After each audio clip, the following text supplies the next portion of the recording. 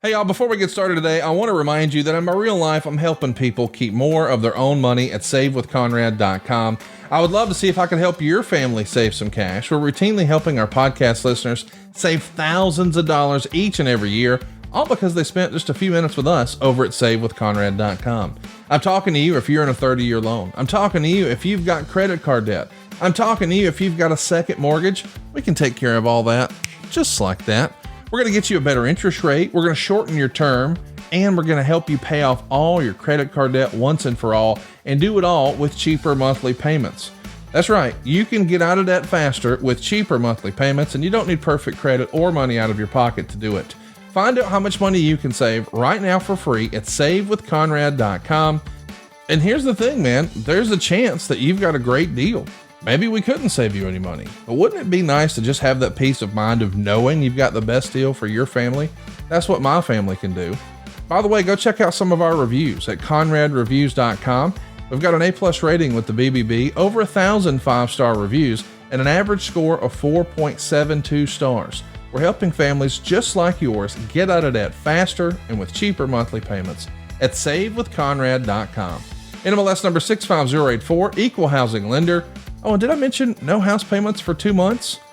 Give me a call, 888-425-0105, or send me an email personally, conrad@savewithconrad.com. And let's get you saving some money right now at savewithconrad.com.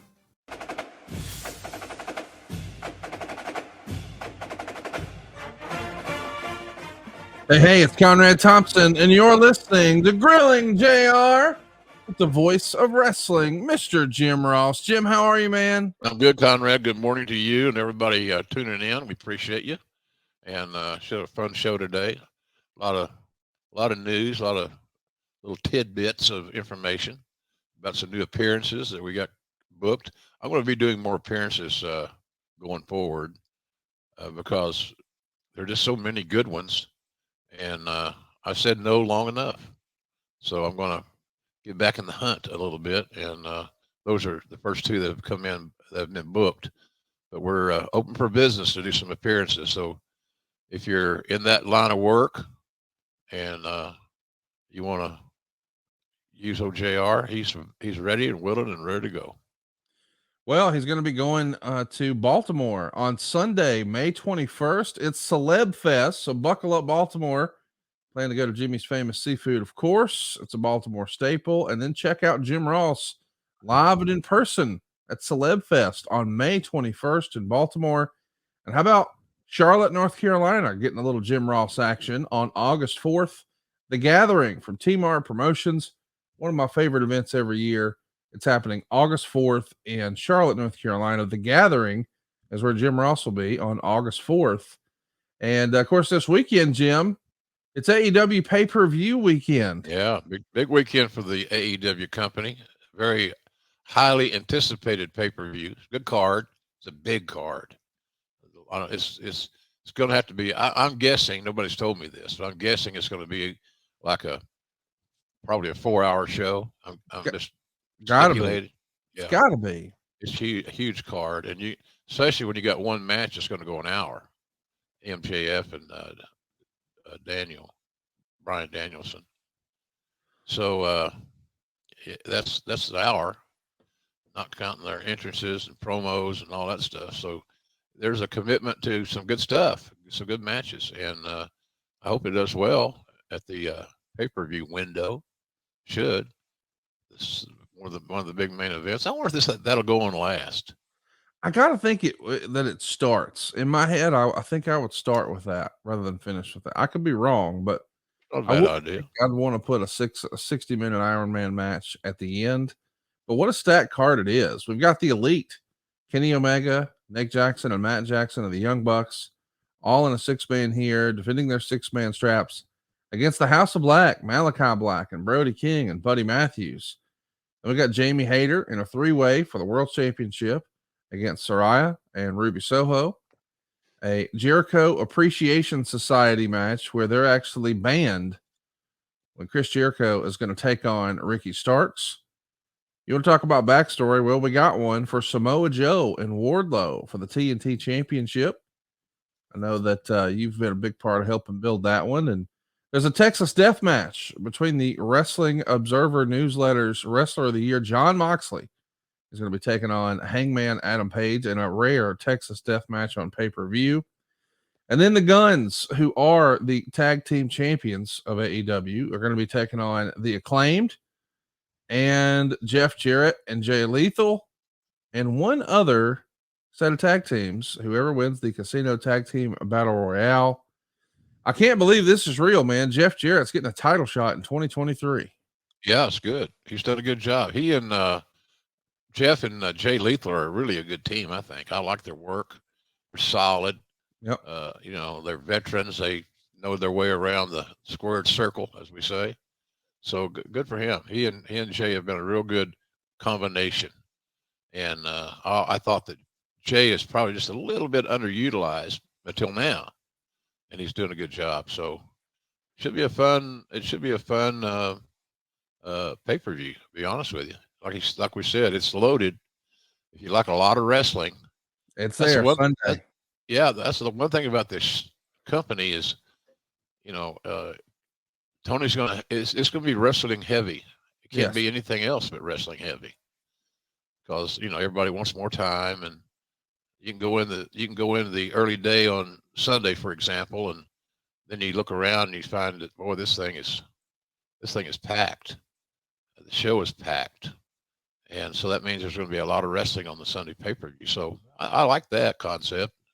Let the guys have enough time to tell their good stories and have one act top the other. So it should be fun. I can't wait to see it. And of course, on the way, you're going to be doing a live Rampage. So be sure to check out Jim Ross this Friday night. It's live. Jim Ross with a live microphone calling wrestling. That's the way it's be. That's what it's supposed to be, Conrad. That's what it's supposed to be, buddy. I'm saying that egocentrically somewhat, but in any event, that's the way that it is. And we go from there. So, Mr. Ross, before we get to our topic today, I want to talk a little bit about more traditional sports, maybe with a twist. The XFL is back, and your old pal, The Rock, is at the helm.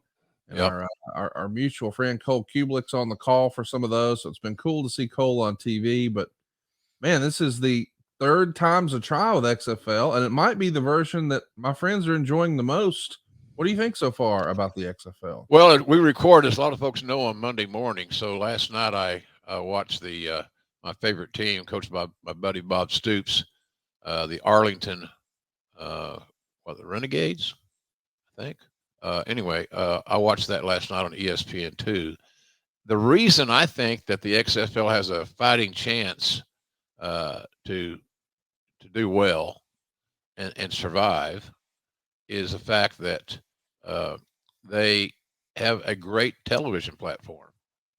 They have games on ESPN, they have games on ABC, they have games, on a variety of platforms. FX, like I said, ESPN, they've had games on ABC. So I think because of their television relationship, that they got a fighting chance. And I hope that they make it. I'm a big Rock guy, and I believe in him. But the XFL, if you like football, and they've got some really unique and I think viable rule changes that make the experience more enjoyable. So if you haven't watched the XFL, give them a shot. It's pretty good football, and they're getting better because I know that I was talking to Coach Stoops. They didn't even hit it. They didn't have any contact whatsoever in the preseason. Wow. Okay. I didn't know that. And a lot of those teams didn't. And the reason for that is depth. They couldn't afford to get guys hurt before the season started. So in any event, I think it's a fun sports investment. It's good football. It's a better brand of football than we've come to know and expect from the XFL ventures. Rock and his crew, his team, have done a great job of getting organized. Seemingly, they have the right people in place. So check them out if you get an opportunity. I needed a little football, and that's about right for me. I get to watch one good game a week, and go from there. And I enjoy football. I enjoy the game, so it worked out. It's working out pretty good. So check it out, folks. It's not bad. Not if you like football, then you'll like the XFL right now. Yeah, I wholeheartedly endorse that. A couple of my buddies are just obsessed with it. They watch every single week, like some of the rule changes, the way they handle kickoffs, the way they handle, the point after attempts after a touchdown. No field goals for extra points. You got to make a play, and I think that's cool. Hey, let's talk about something else that happened over the weekend. Your boy Jake Paul, one of the most shameless self promoters, certainly a YouTuber who has blown away the expectations of everyone as far as a draw in the boxing world. Finally fought a real boxer, Yeah. and it was a young boxer. Mr. Tommy Fury came in 8-0, the younger brother of Tyson Fury, and a lot of people thought that this was Jake Paul's biggest test, but he was still the betting favorite. Yeah. And ultimately, it came down to a split decision. Tommy Fury picked up the victory over in Saudi Arabia. Um, I think they're going to do a rematch, and it looked like presentation wise a huge success. Are you surprised that these sort of sideshow attractions are as popular as they are? A lot of people felt like, well, this isn't sustainable. Well, they started doing this during the pandemic or right before the pandemic. Mm-hmm. They thought we'll get it a year or two of these sideshow fights. I mean, here we are 3 or 4 years deep, and it seems as if it's still working. Yeah. Boxing itself is kind of in a flat place, Yes. and in need of stars. Not unlike AEW or WWE or anybody else. Your one of your biggest challenges is to create new stars that people actually want to see. Right. And the sideshow aspect of this thing is, I think they've become curiosity buys on pay per view, and he's done a hell of a job. That show in Saudi Arabia, I'm sure, made everybody that was touching it a lot of money. Yes. So but I have no problem with it. I have no problem with somebody chasing their dream and doing what they want to do, and that's kind of where we are here. This kid's a hell of an athlete. He's a big time jock, and Yeah. I think it's a good thing.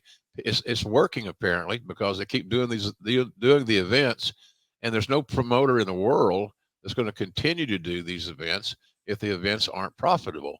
So apparently they are profitable, and that's always cash and creative, baby. No matter what you're talking about, whether it be the XFL or uh, this Paul. What's his first name? Jason? No, Jake Paul. Jake. Yeah. Well, it starts with a J. So anyhow, yeah, I'm a big fan of guys chasing their dreams. I got to. I'm still doing it, quite frankly. So, and I like it. I like it. I think people. I didn't see that fight, but I've seen enough clips on social to give me a good feel for it. He's a solid guy, and he's a big, strong kid, and so we'll see how it works out. You mentioned a rematch. I think that's inevitable because the Yes. decision was a split decision. So some judges thought that Paul was the guy, and I think that loss is not going to kill him whatsoever. They rarely do. That's one of the most overblown things, especially in wrestling. Well, he put so and so over right in the middle. Right. Oh, they put him over in the middle. Okay, now you're showing your ignorance. Uh, take it easy. So, but I that's good. It's good for pay per view business and getting people used to buying pay per view. AEW is in the pay per view business, as we have previously mentioned. This Sunday should be fun, and I know our team is going out there. A lot of them are flying out tomorrow, and I will not be there tomorrow. I'm gonna go in on Thursday because I work on Friday and Sunday, so should be cool. I haven't been to San Francisco in a long time, and there's not hardly anywhere in the world you can find more a diverse selection of good food than Frisco. Whether it be Asian cuisine or seafood or whatever it may be, it should be fun. So I'm looking forward to that trip, and I don't say that very often. These flights are still killers for me, and I was looking at my schedule for Winnipeg, 3 flights, and I ain't doing it. So just too hard on me.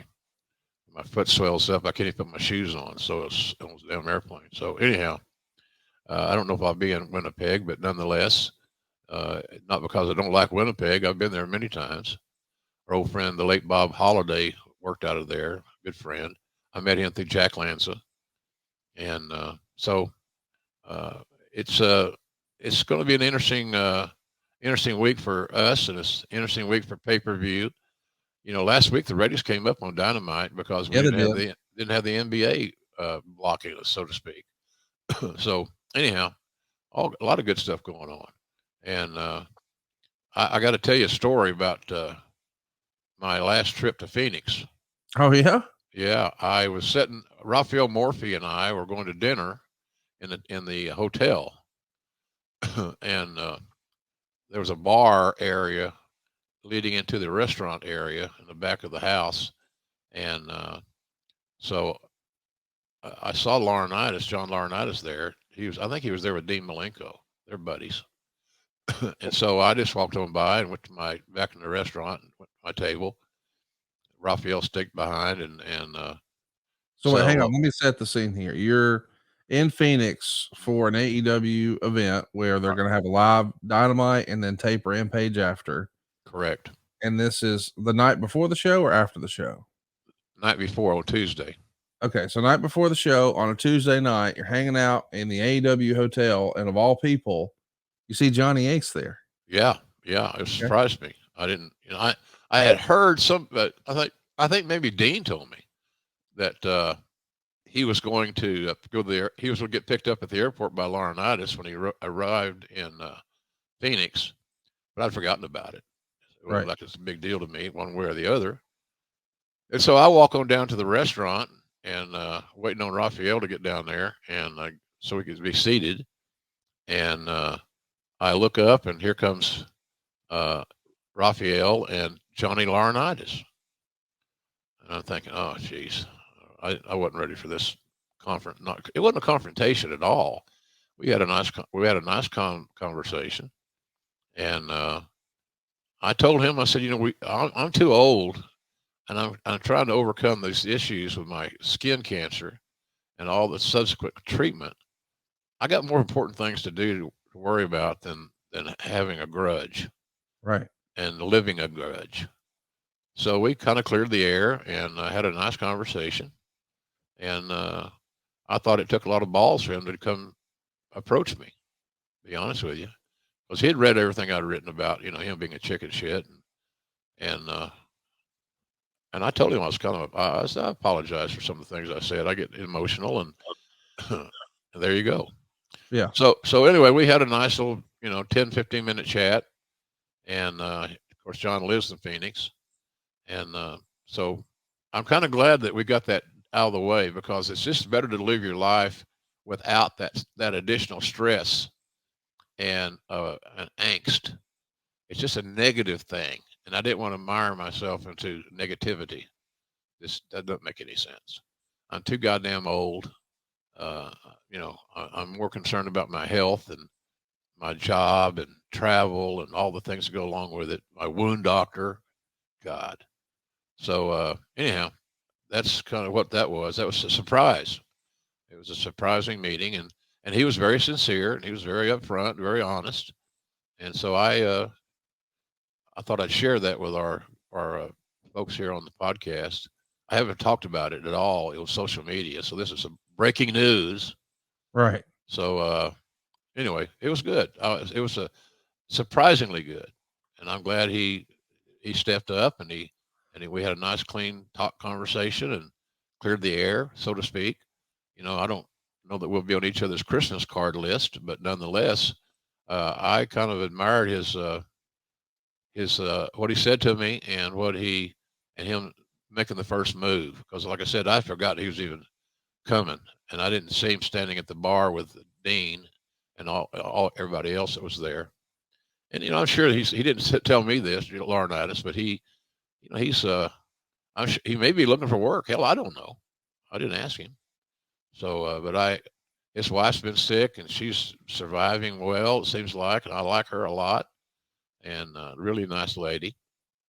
So we'll moving forward on it. It's kind of cool, but it was a nice thing. Folks, none of us can live in denial. We can't live in angst and anger and being pissed off and hurt feelings and all that shit. Let's be an adult and get past that. So that's kind of what we did. And so I like to think we're past it. And I'm not. I have no issues with him at this point in time. I'm glad that he did what he did. I admire what he did. So, but it was a nice conversation. He was prepared for it. I can tell you that. He knew what he wanted to say, and he just got caught in the crossfire there. It seems to me like made some bad decisions. Apparently, I don't know. We didn't delve into his situation very deeply, but I was glad that we at least got a chance to chat. Because Conrad, I'm 71 years old. I don't know. I'm hopeful I'm going to be around a long time as I knock on wood, but you never know. Right.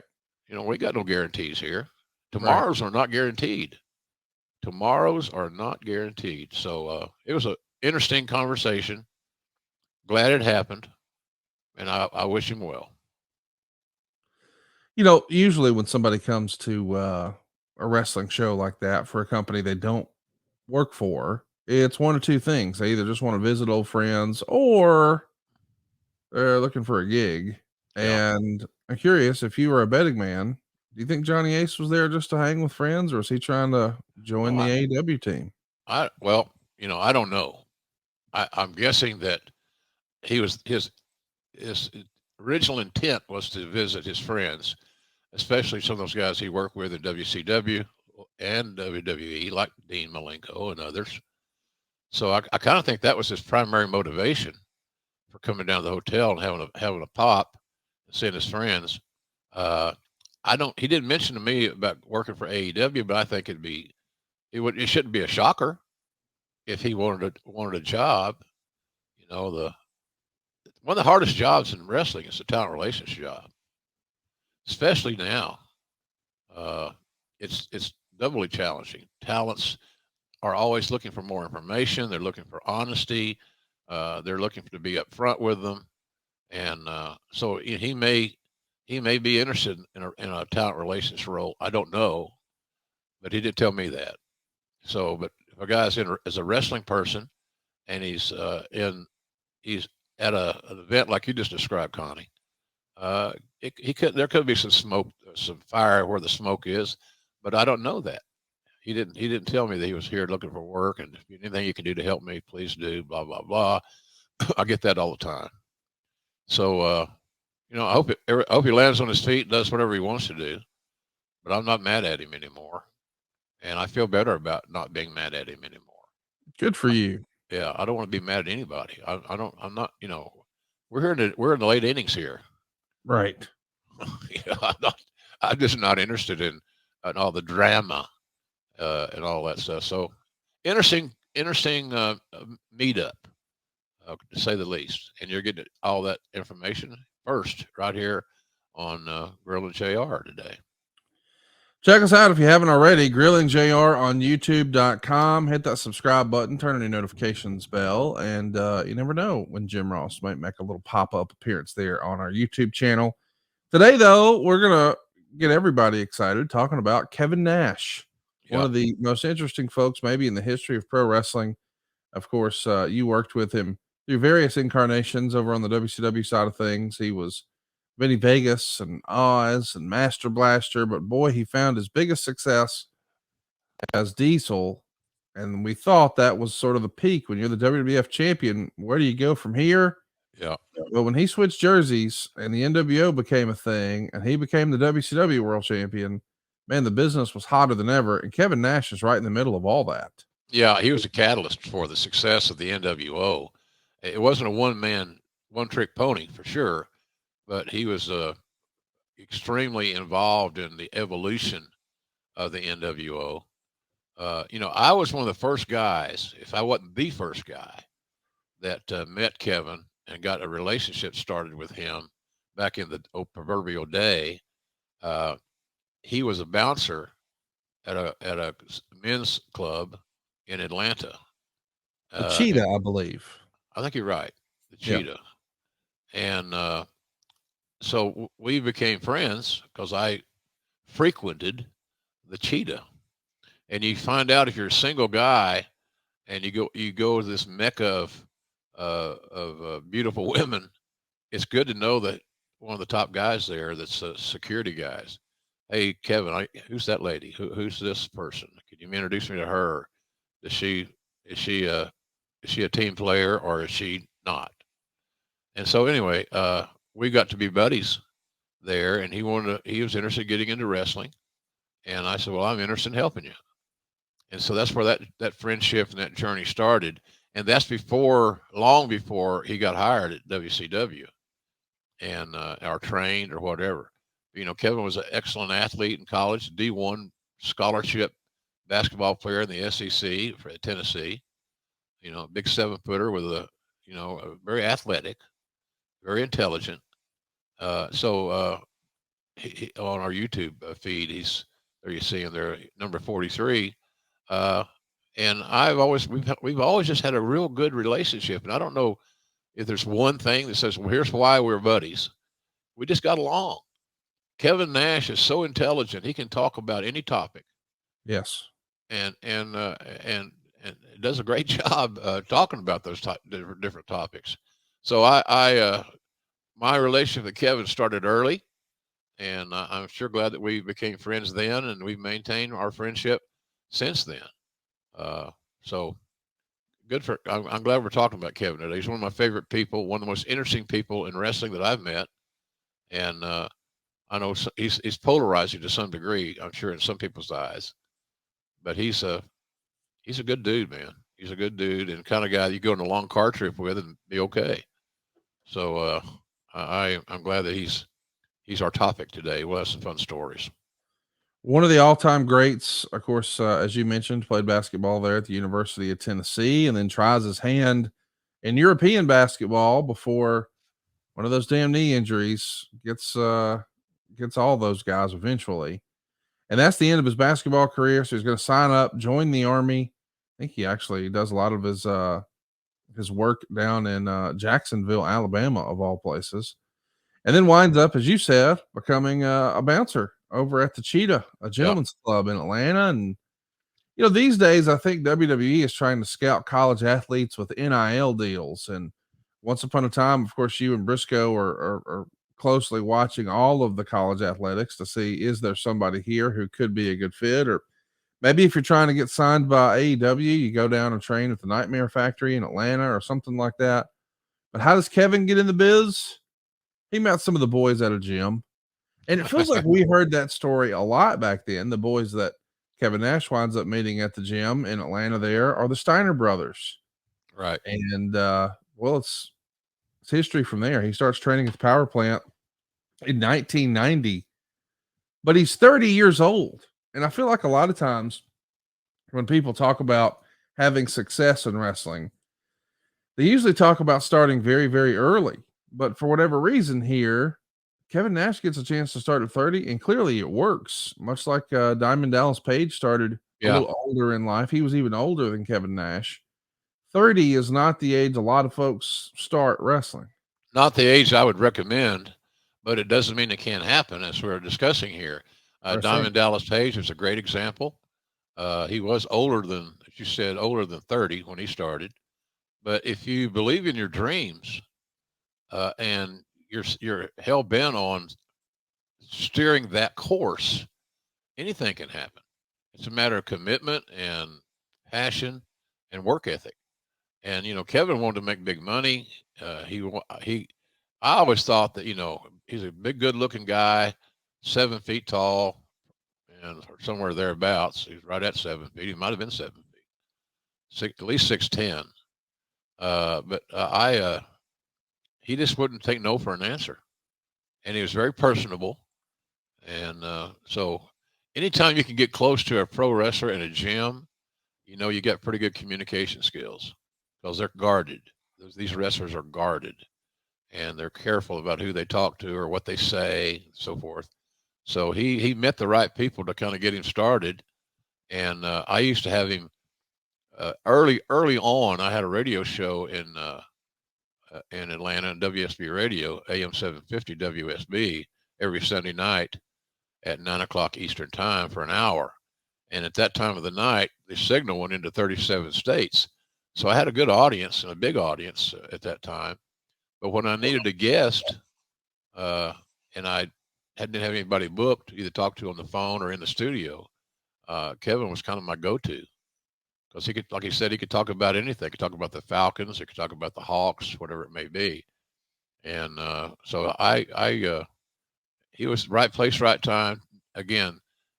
And we all could learn from this. Just don't take no for an answer. If your love of something is strong enough, don't let anybody deter you. And he was, I think that's kind of where he was.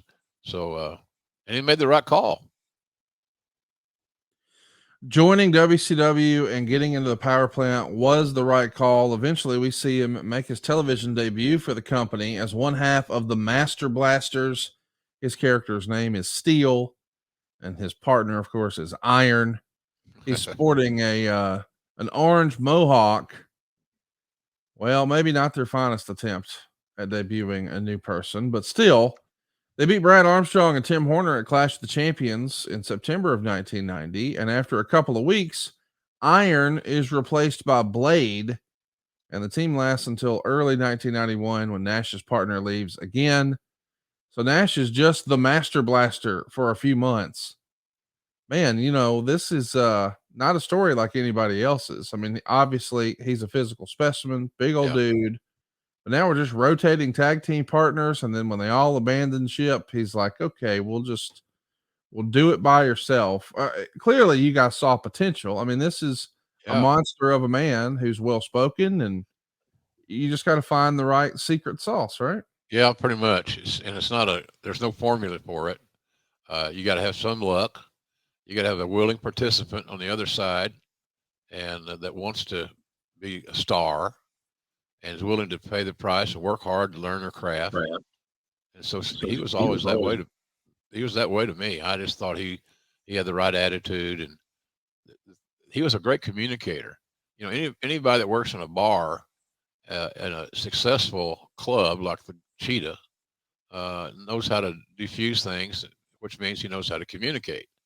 So that's kind of where I see I saw Kevin in that regard. But he's just really highly intelligent. He learned how to play the game. And I say that respectfully because we all got to learn to play the game. Hell, some of us are still playing the game. And so, but Kevin's I consider Kevin one of my best friends in wrestling to this very day. He's just been a loyal guy. I felt so hurt for him. He lost his son, and he was so young, and the love of Kevin's life, his son Tristan was a good kid, and I felt really bad about that deal. I talked to Kevin about that at length when it happened. And it's hard to figure out. You go make a phone call. That's a hard phone call to make, to wish your condolences to a father that's lost his son. So it was. He's had a tough year in that regard, but nonetheless, he's kept a pretty good attitude. I really admire what he's doing in that regard. How he handled it. I don't know that I could have handled it that well. Yeah, but I hope I never find out. Well said. We know that we're going to find out what a gamer Mr. Kevin Nash is, because by later in 1991, we're going to try something different. Not just the Master Blaster. Now we're going to try him as Oz. Mm-hmm. We're going to dye his hair silver, and clearly this is a reference to the big boss, Ted Turner, picking up the rights for the Wizard of Oz. Right. And we're trying to colorize those things and preserve them. And it's crazy to think. I mean, at the time, people were questioning the wisdom of Ted picking up some of these historical films like Gone with the Wind and all that, and having it as part of his library. Knowing what we know now, that was pretty damn smart. Yeah, it was. Way to monetize and maximize your investment. I did not like the Oz character. No. I didn't think that was his fit. Everything's had to be a gimmick. I think that might have been Dusty's idea. That's the rumor. That's the word. I'm not real sure, but I think that's right. But I'm not damning Dusty. I mean, hell, all of us that have done some booking have had successes and we've had failures. I just didn't think that fit Kevin.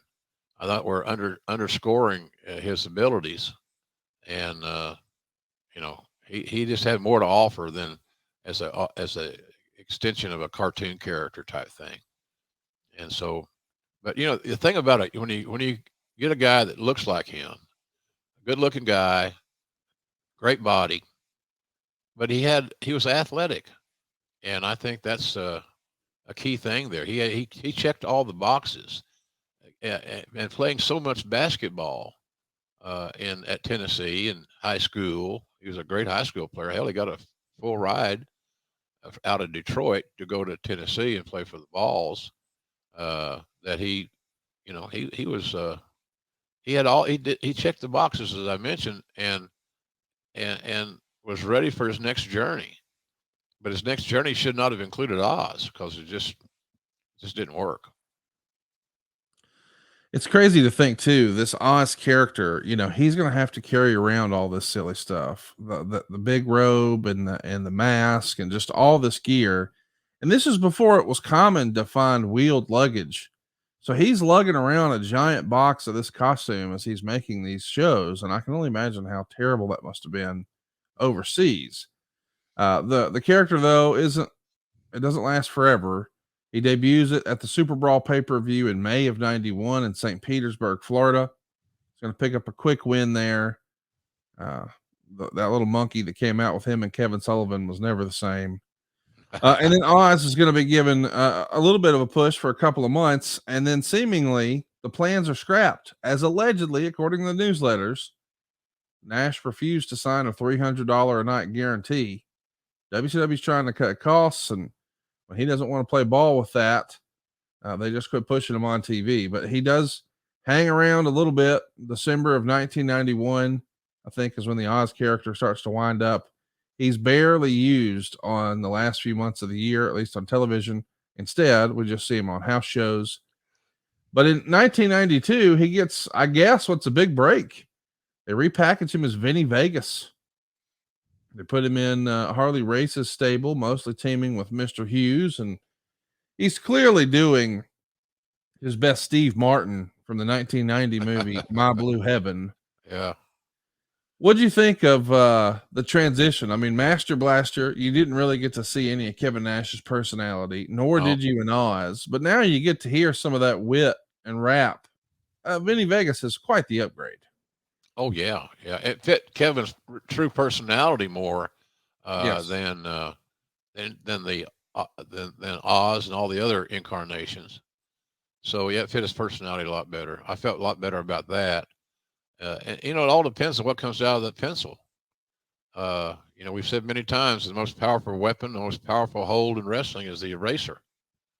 That's on the other end of that pencil.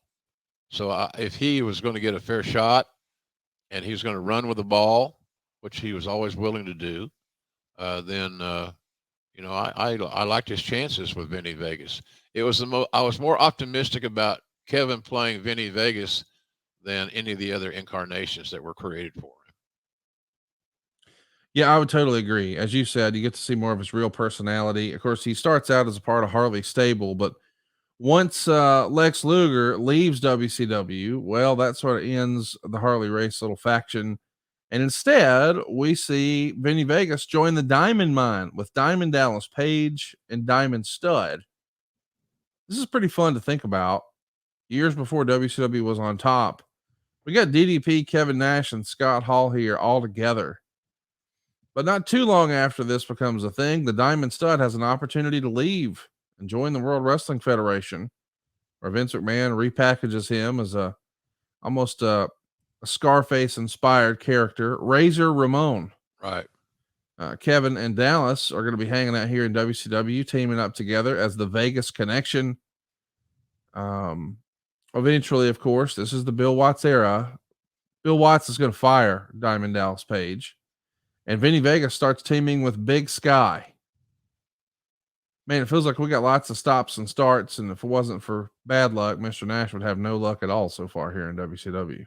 Yeah, the thing about it is that we have to factor into this conversation is that he didn't get he didn't get disillusioned. Excuse me, he didn't get disillusioned and quit. Right. A lot of guys would not have had the fortitude and to make this thing work. I did you see? I know I watched. I got hooked last night on Sunday night as we talk on the A&E stuff. Oh yeah, that was good. It was really good. Yeah, and the Jake Roberts part of that was extraordinary. I knew that story very well. I saw that story. Jake's dad was not a real good guy, and unfortunately, I think that was made abundantly clear Yes. on this documentary. So the fact that what kind of human being Grizzly Smith was one of the first things I learned in the early '70s. And I don't think the term pedophile was even. I don't know if I knew what a pedophile was, but he was certainly he carried those young ladies around with him. And I remember sitting at the Alamo Plaza Hotel. There were two Alamo Plazas in Shreveport. One was the old one that was $8 a day, and the other one was probably 15. You know which one I stayed at, the $8 a day job. So he I don't know. He never would quit, and that tells me that he had this. He was all in, and I always admired that with Kevin because he had some lousy ass gimmicks that he didn't create any of them. Right. What he did create was Kevin Nash. How simple is that? I mean, let him think he's an intelligent guy. He's a college guy. He served his country. He did all the right things. So, but I really when I looked at the notes today, it's just the one thing that stuck out to me is the fact that he wouldn't go away. Right. He knew what he wanted. He wanted to be in the business. He wanted to be a star, and like 99% of the talents that I've ever known, he wanted to make more money, and eventually that happened. I I wonder from your perspective, when you're still here in WCW before you leave and join Vince McMahon and the WWF, and we're going to talk about that. Before that happens, you know what's going on in wrestling. You know that wrestling is on a down, and really, there's two companies here you can make a living at in America. WCW, which is the company you're part of, and you've seen what they've done with Kevin so far, and the other is Vince McMahon's WWF. There's Right? no third horse in this race. No. You got to work in one of these two spots or go to Japan. That's kind of understood in the industry at the time.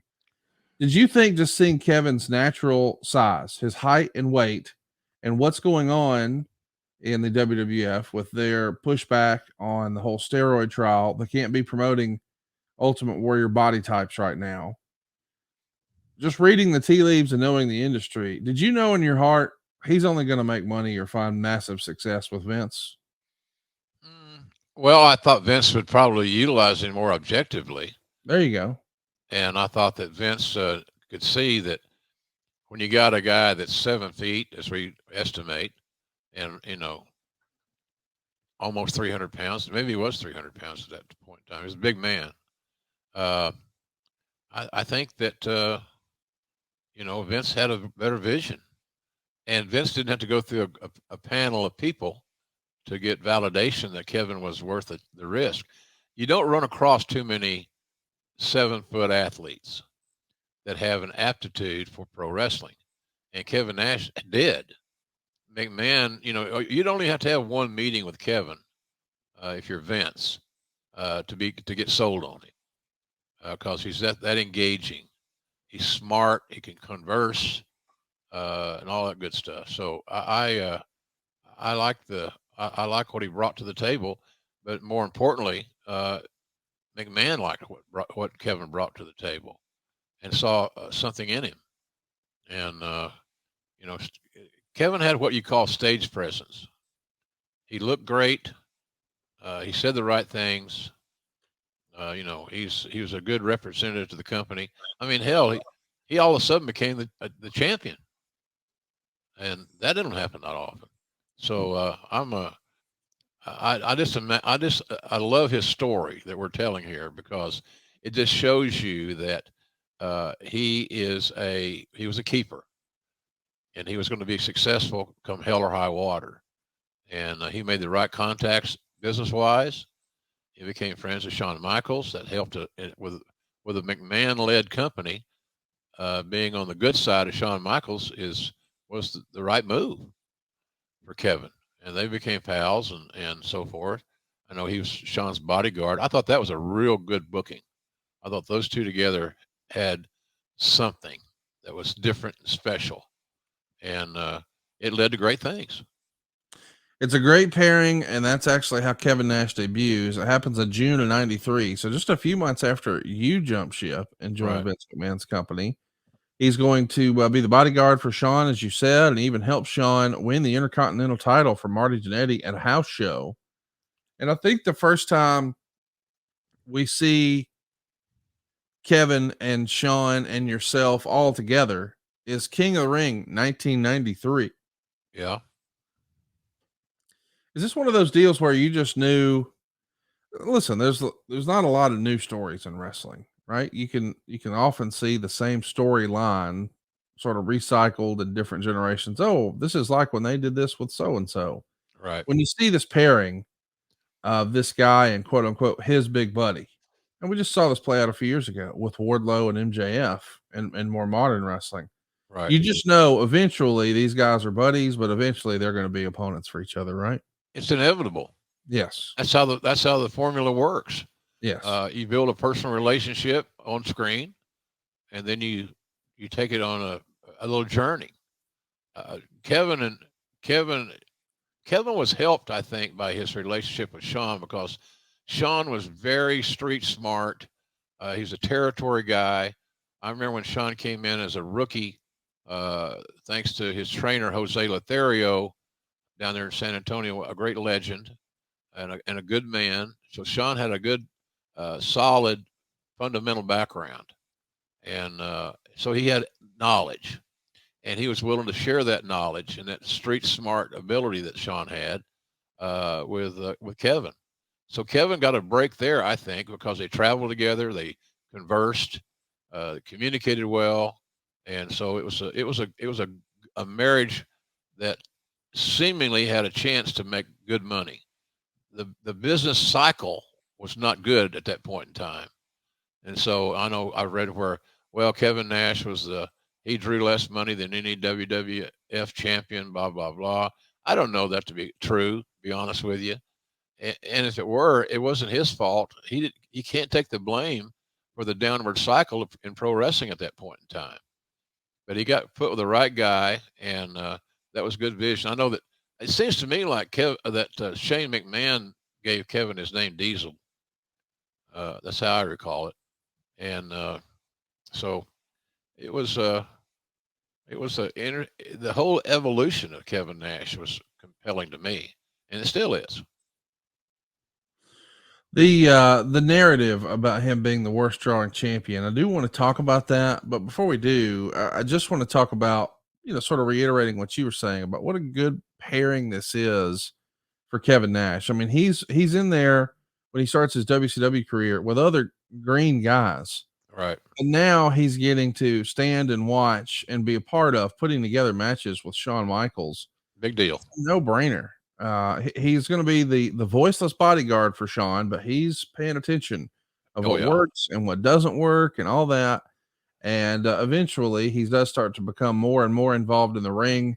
Some of that happens when Shawn has some out of the ring issues. Hmm. And I'm curious, this group is going to start to form here because it's a relationship between Kevin and Shawn, and we know Razor and Diesel and the 1-2-3 Kid and Shawn Michaels. They become the real life Kliq, and a lot has written and been said about that. When do you remember seeing them all together and thinking, not like with a capital K or capital C or whatever. Hey, look, this is a new little clique of guys here, because a lot of little pockets of talent, these guys are friends and those guys are friends. That's not really new in wrestling, right, Jim? No, no, it's not Yeah. new at all. Factions are one of my favorite things to follow and talk about, see evolve and stuff. All those guys were hungry. They're all talented. Uh, they all had product knowledge, which I thought was very, very important. And they had chemistry. They all got along. They all traveled together and they share information. And those car trips are that people we hear talk about. Well, he worked you know 500 days that year. Come on, no, but nobody worked 500 days. Right. But it was just a perfect marriage with those dudes. And I think and Scott Hall was one of the great minds in pro wrestling that some people may not really be aware of, but Scott he was brilliant, and he helped Kevin. So you got a tutor in Shawn Michaels, you got another tutor in Scott Hall, and they're both streetwise. Yes. They both had product knowledge, and they all were hungry. They all wanted to make more money, and they knew to do that they had to get over. And that's what these guys did. They were all unselfish with each other, which I thought was kind of cool. The big breakout moment for Diesel happens at the 1994 Royal Rumble match. He has a dominant performance here. He eliminates 7 other guys in the match. And this is always something that we talk about now. Yes, we talk about who won. Yes, we talk about who lasted the longest, but we also talk about who had the most eliminations. And, it's used as that stat of being dominant and throwing so many guys over has gone on to establish a lot of talent over the years, sort of their breakout performance. I remember Roman Reigns had one like that before he became world champ and things. And people often refer to that now in the course of a Rumble match as, oh, he's in the Diesel spot.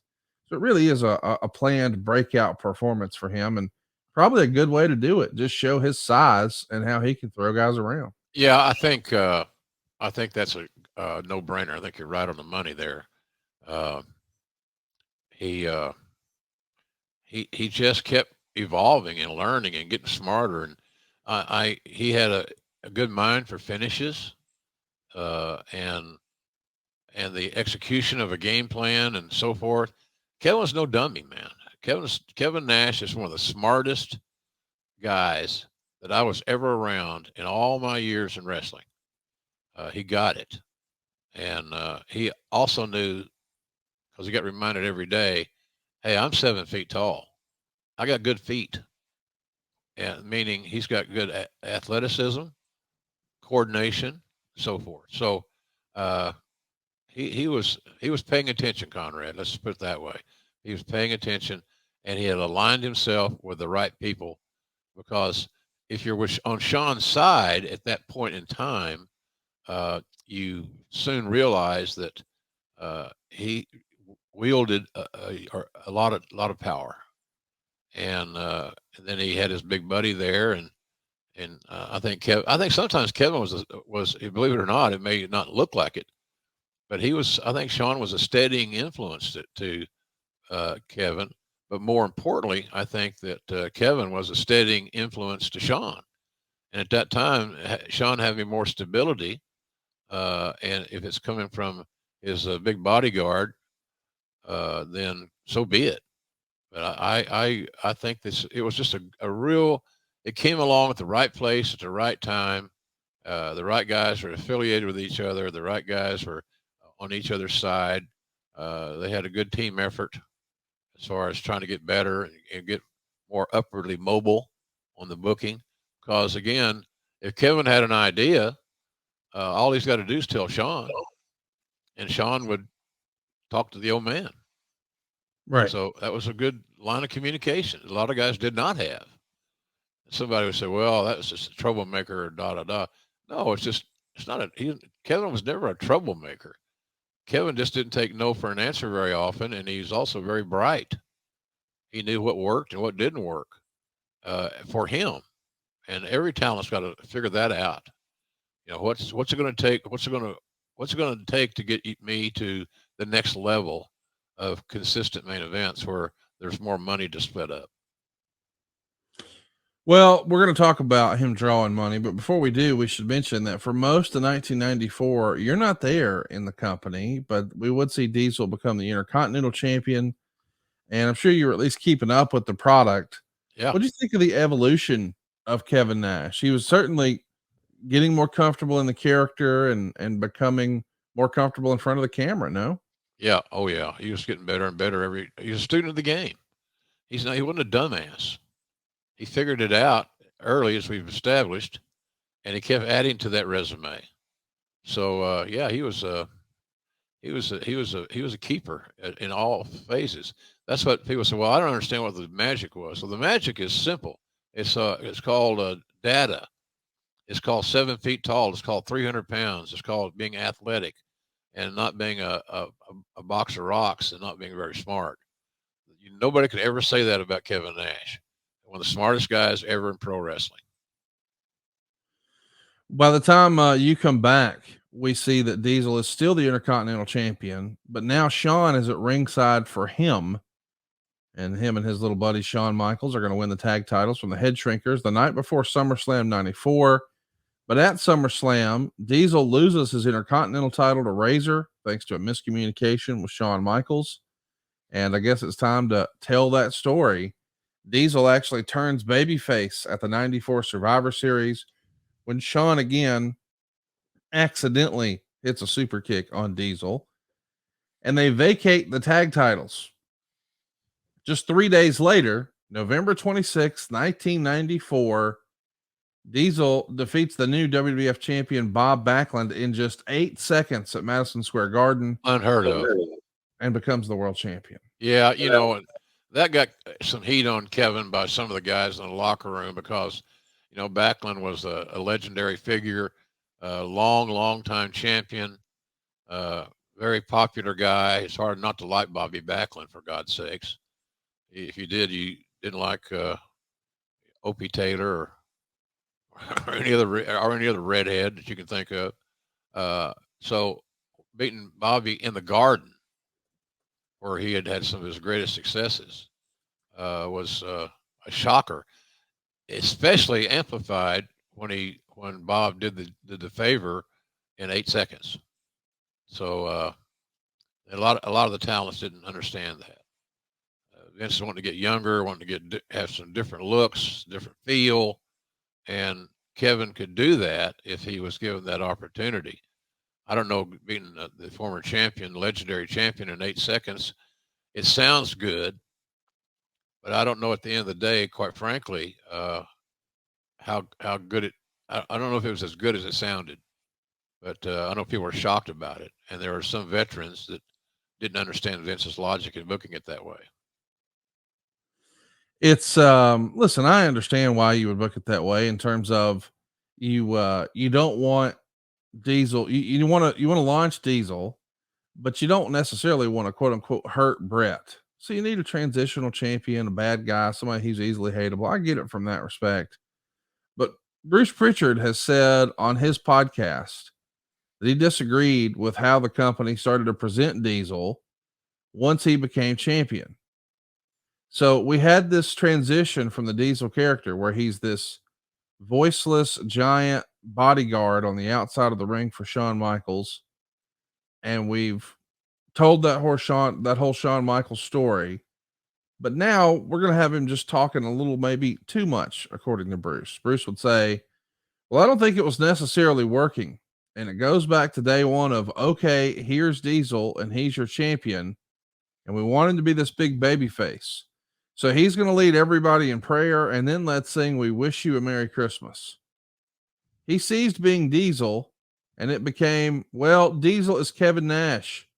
He was at East Tennessee playing basketball in one quarter. At one time, he scored 4 points. All of a sudden, everything I loved about Diesel went away because he became Kevin Nash from East Tennessee University and a basketball player. Now, of course, Bruce is just tongue in cheek here, but he says everything that was cool about him went away because somebody felt, goddamn, we've got to have credentials. You've got to have a real story about these guys. He could have been a 2.5-time All-American. Nobody gives a shit. They thought Diesel was cool. He kicked people's asses. And when he ceased to become Diesel, the audience weren't intrigued by Kevin Nash at this point in time. Well, Bruce has got some of his facts wrong. Obviously he got the wrong university. Yeah, it's Tennessee. He was saying that to be funny. Oh, But okay. I think the gist is he's trying to say sometimes we create a character that's larger than life, but when we humanize them, it does them no favors. I can understand that statement. And he was saying respectfully that no matter how we're bragging about him actually having an athletic background at the University of Tennessee, he didn't go on to become Michael Jordan. So let's not necessarily brag about the fact that he played ball if he didn't become this larger than life superstar there, because he already is one as Diesel. And of course, I mean, let's just call it like it is. He's basically saying he's laying this at your feet because you were always the guy that we fans are most associate with, giving us their athletic background. And I, for one, as a fan, liked that when you would say, Dr. Death was a 2-time All-American or whatever. Right. And when you started to tell us about Ron Simmons, I remember that like it was yesterday. I had no knowledge of that. He was just a guy from Doom. But now that he's the babyface champion, you're telling me all of that, and I'm seeing him, run the steps at the stadium in the jersey. Man, that's cool. I dig it. But I could also see Bruce's point here that you do that when you're trying to get a guy over. Maybe it's a step backwards if he's already over. What do you make of this? I don't think Diesel was that over. I Okay. would argue that point with Brucey a little bit. He was the most over that he had ever been in his career. There's no doubt about that. But I didn't think that the transition from Diesel to Kevin Nash was nothing but good, and I think it worked out to prove my point was accurate. He kept evolving, and I think that's kind of what we wanted to do. I think that some of the consensus was, and Brucey, and I'm guilty as well. You fall in love with some of these characters that you are involved in helping nurture, and obviously Bruce liked Diesel, and which is cool. But I didn't have any issues with the transition from Diesel to Kevin Nash. And it wasn't because he was a basketball player. It just, the owner wanted more reality-based storylines, and it's hard to sell that concept if you don't have something real, tangible that people can believe in. And if they want to go do a Wikipedia search or something, there's this information we're talking about. So I don't know. I can see Bruce's point to a certain degree. But I think as it worked out at the end of the day, Kevin Nash became one of the biggest stars in the history of pro wrestling, not Diesel. Well, you're talking about an interesting time for the company here. We want to add context. This is the worst year financially for the company since Vince has taken over. And he's on the heels of the whole steroid trial, and Hulk Hogan's no longer here, and he's trying to find his next big hit. And one of the things he does is a sit down interview here with Kevin Nash. And our buddy Bruce would say, I remember almost begging to not do that.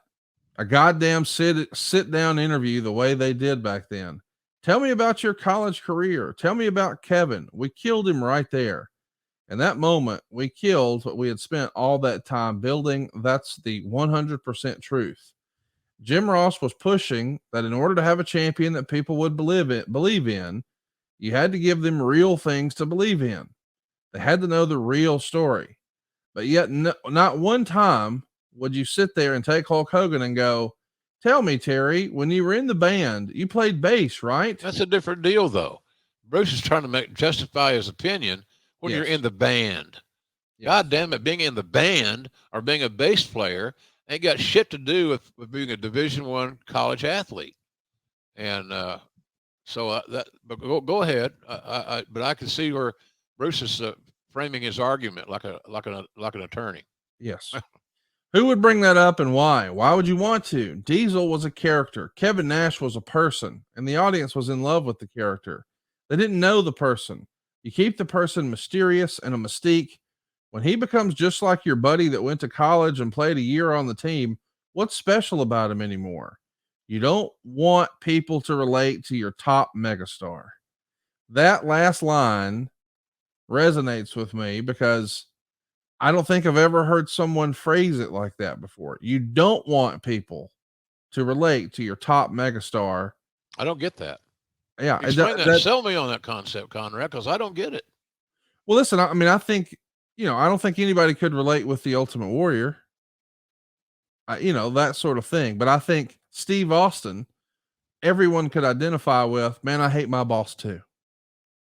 Yeah. So that sort of thing clicks. I don't know, but it's an interesting take. And clearly you and Bruce saw it different ways, but ultimately we know where Vince fell on it because we know what happened. Yeah. I met with, I'm not sure, and Bruce probably had more meetings with Vince than I did at a certain time. But, Conrad, Vince says he wants to be more reality based. And I don't know what we were doing wrong to follow the mandate of the owner. That's what he wanted. It doesn't matter if it's the right thing or the wrong thing to do. That's what the boss wanted. And if you're a smart businessman, you try to acquiesce. Right. You try to provide the boss what he wants. I guarantee you, you do. Right. In your company, Sure. Your people know what their pardon me, their marching orders are. Yeah. So I don't know. I mean, I think the world of Brucey and his kids and all that. And he's a friend. And he's always going to be my friend. But that don't mean we always had to get along and agree on every point. So I think Vince knew that. And so what it did, it gave Vince could filter in and process Bruce's opinion, and he could filter and process my opinion. Sometimes Bruce had better ideas than I did, probably more often than not, quite frankly. But I knew what the boss told me he wanted to do. That's like when we started to evolve in the women's portion of the presentation. He wanted me to go out and recruit and find athletic 10s.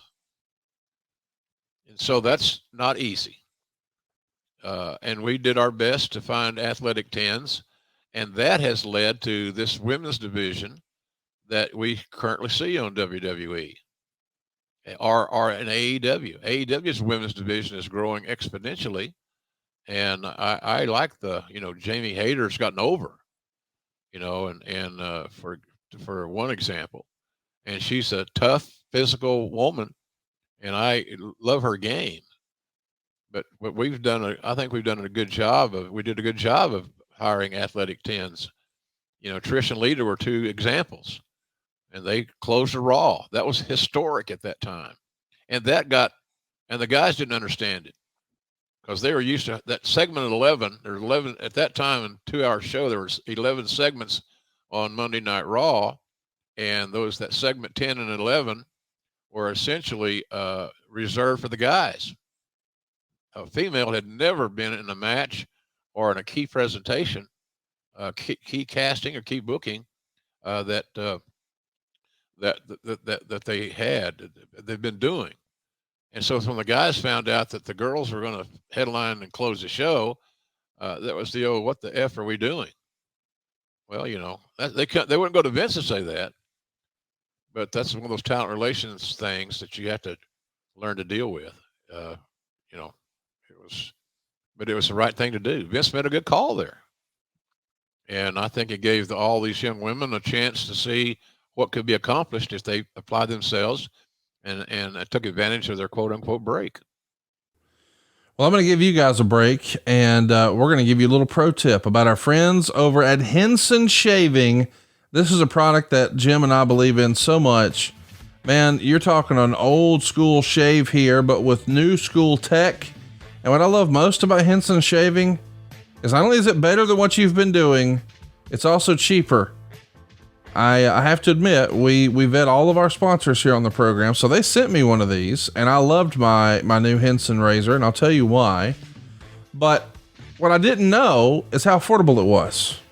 But I was bragging about it enough that my dad said, hey, I want to try one. And I said, well, dang, use our promo code. I'm going to go do it. I'm not going to tell you how much it was, but I will say this. I was shocked at how cheap it is because I know what I've been paying for plastic razors down at the mall, down at the old Walmart, if you will. Don't do that. You got to meet Henson Shaving. Let me explain why I love this so much. First of all, Henson Shaving is a family-owned aerospace parts manufacturer. They've had some of the parts that they made appear on the International Space Station and the Mars rover.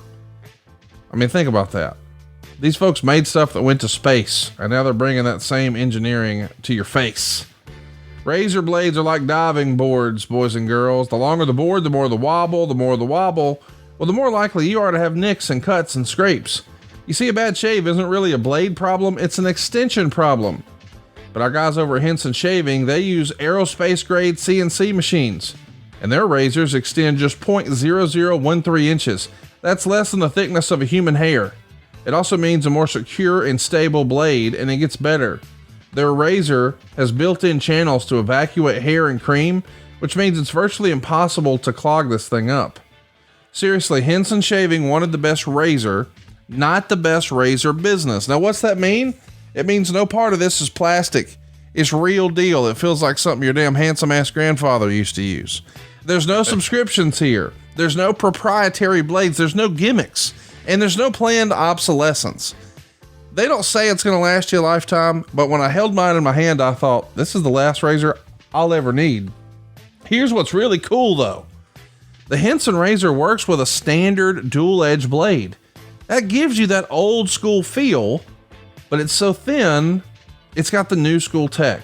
And I'm telling you, here's the cool part. Listen up. Once you own a Henson razor, it's $3 to $5 a year for the blades. That's it. Think about what you've been spending on razor blades in a year. You run down and get one of those, every 6 weeks, every 8 weeks? You don't have to do that anymore. One order, we got you covered for the next year. And then when you reorder the blades, because you won't need a new razor, you just need the blades. It's $3 to $5 a year. Think of this. It's time to say no to subscriptions. It's time to say yes to a razor that'll last you a lifetime. Visit hensonshaving.com/JR to pick the razor for you and use the code JR. You'll get 2 years worth of blades for free with your razor. Hell of a deal. Just make sure you add them to your cart. We're talking 100 free blades when you head over to hensonshaving.com/JR and use our promo code JR. That's HENSONSHAVING.com/JR.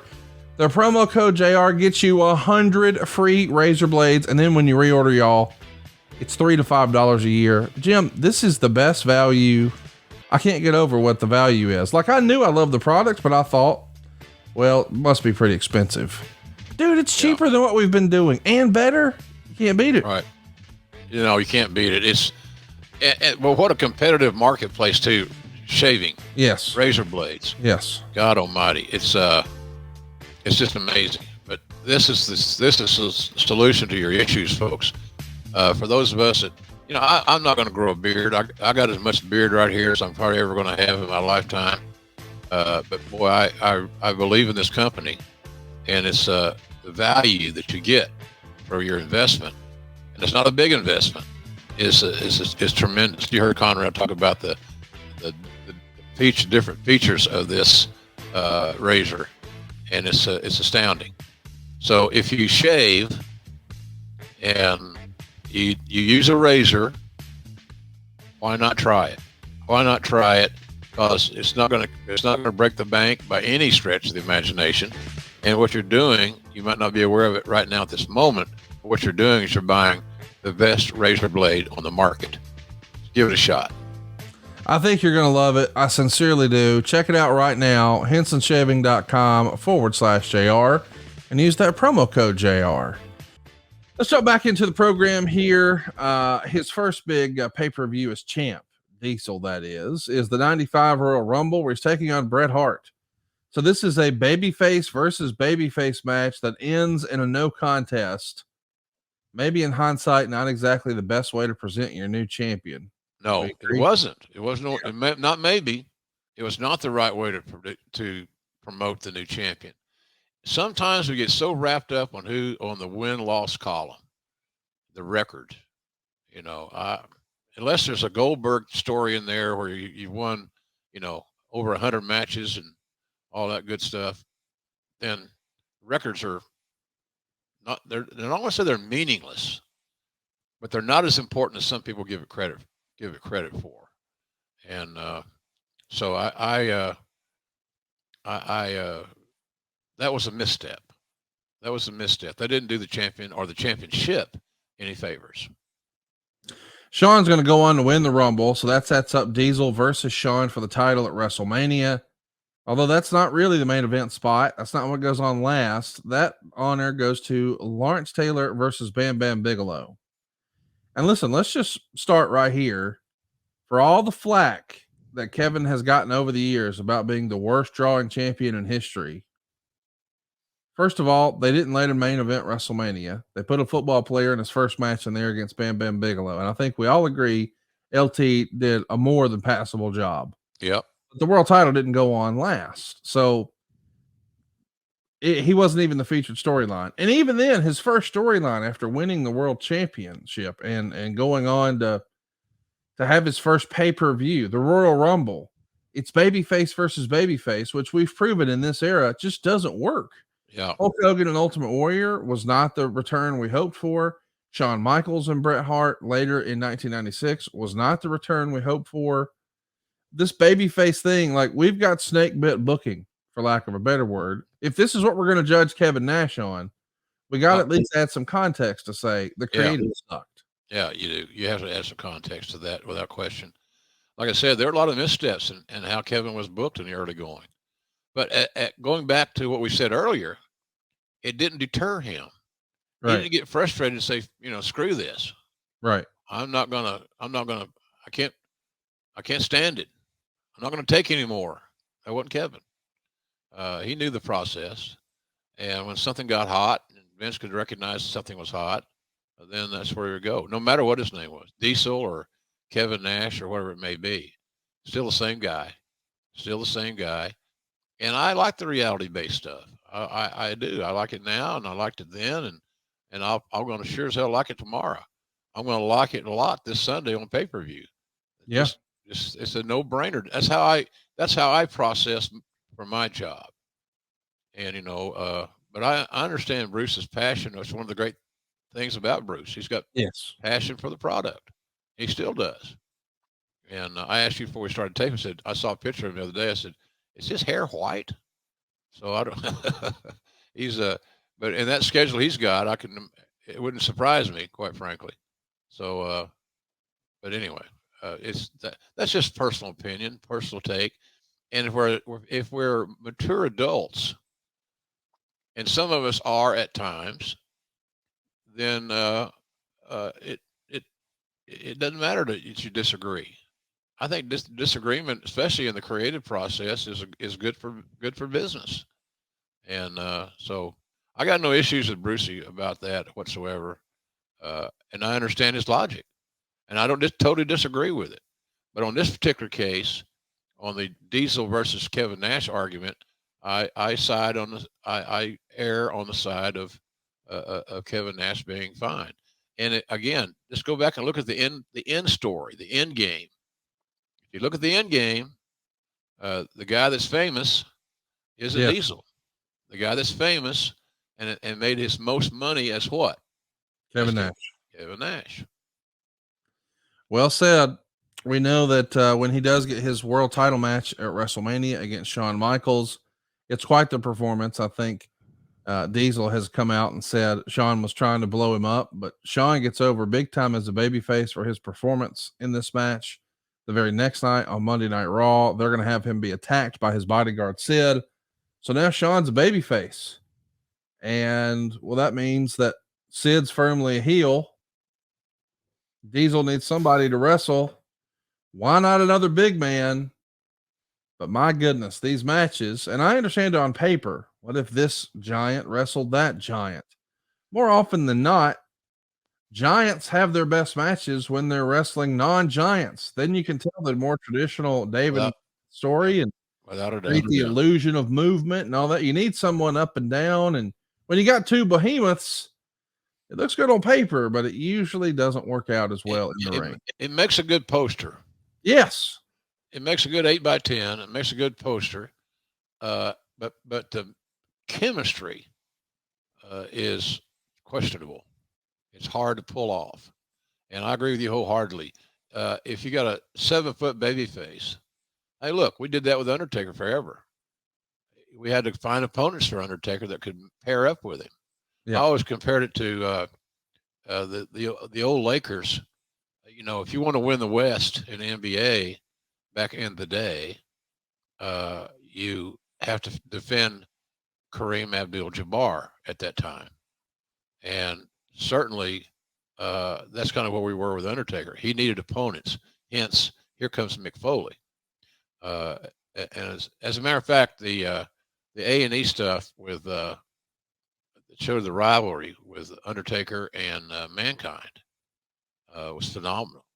It was a great story, and I really enjoyed listening and watching it. So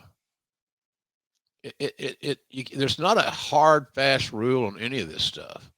What it is if it gets over and sells pay-per-views or sells merchandise or sells live event tickets or whatever, then you win. And sometimes you win on things that you didn't suspect would be as good as it was. Pleasant surprises are nice to have.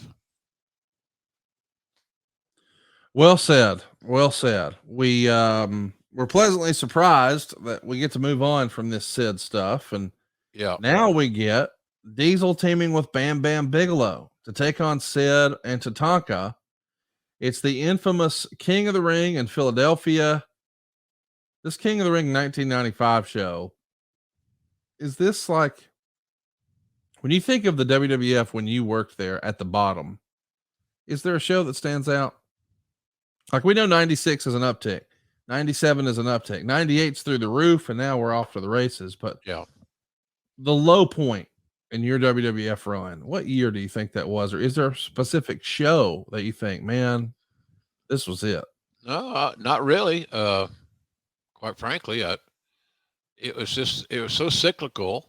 Yes. You never really knew what the folks were going to buy, the fans. So, but it all paired up with the cyclical nature of the business at that point in time. It was very schizophrenic. It's like the wrestling business had multiple personalities, quite frankly. And sometimes that's hard to digest and process. So just to recap, once he beats Bob Backlund in record-setting time, his first pay-per-view is against a babyface and Brett. That never works. No. His first WrestleMania is a title match that's not in the main event. That goes to the football player. Then we put him with Sid, who, Lord bless him, was a great character, but nobody would ever confuse him with a great wrestler. And then next, I can't believe this is real, we're going to pivot to Mabel. Size sells. And that's where we were. You know, Nelson Frazier, nice guy. Yes. Very athletic, super heavyweight.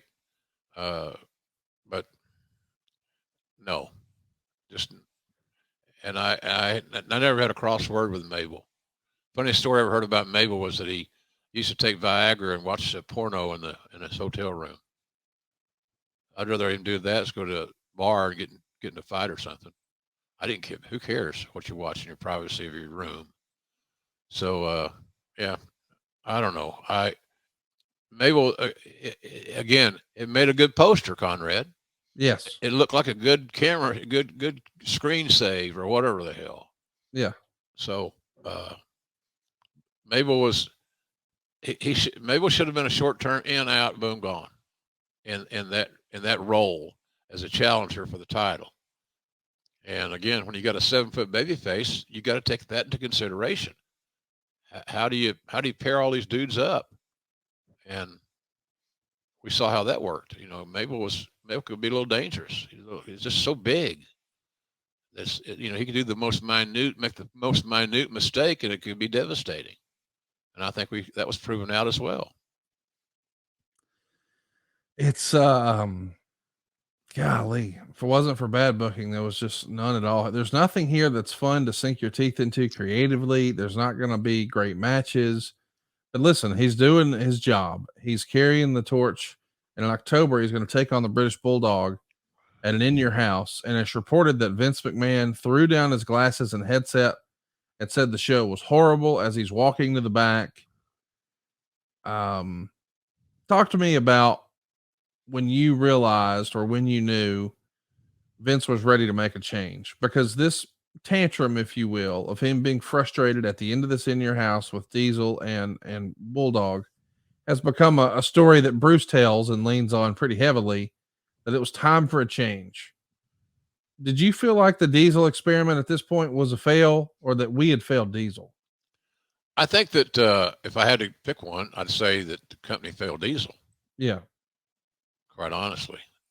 Again, you just don't give up quickly on a 7-foot athlete that's got a great mind for the business and that has great stage presence, that when he walks through an airport, you look. And believe it or not, Vince based some of his decisions on things like that. Mm-hmm. So, and I that's just old school promotion, quite honestly. I referred now 2 or 3 times here in the last few minutes about it looks good on a poster. Right. It looks good. It's a good 8x10 type thing. And I believe that's just an old promoter's adage. It looks good. I get these, I'm sure you see them too on social about, the old school posters and things like that. And Yes. who's picked out to be in the ad, so to speak. And so it's things change, man. Things change, and Vince changes like the wind. And and I can see Bruce's passion because he had to sell this stuff to Vince, and that was actually through through Bruce and Pat Patterson. A lot of Bruce's philosophy he established through his relationship with Pat. And Patterson was not a mainstream sports guy. He was a worker. He was an old school worker. And that affected Bruce a lot. And a lot of us, I learned a hell of a lot from Pat Patterson. So, and if Bruce had not learned a lot, then that was a hugely missed opportunity, but he did. But you can tell Vince has got to find something to fix. And he thought that one thing that could fix the woes of the business is changing the champion. But when you're booked like the champion was booked, speaking of Kevin Nash, sometimes you damage your goods and how you book them and how the perception is. So I really thought that the company didn't do Kevin a lot of favors in how he was booked. That's just me. They tried things. They were willing to try it. But you also got to understand that, Kevin was succeeding Shawn Michaels as champion.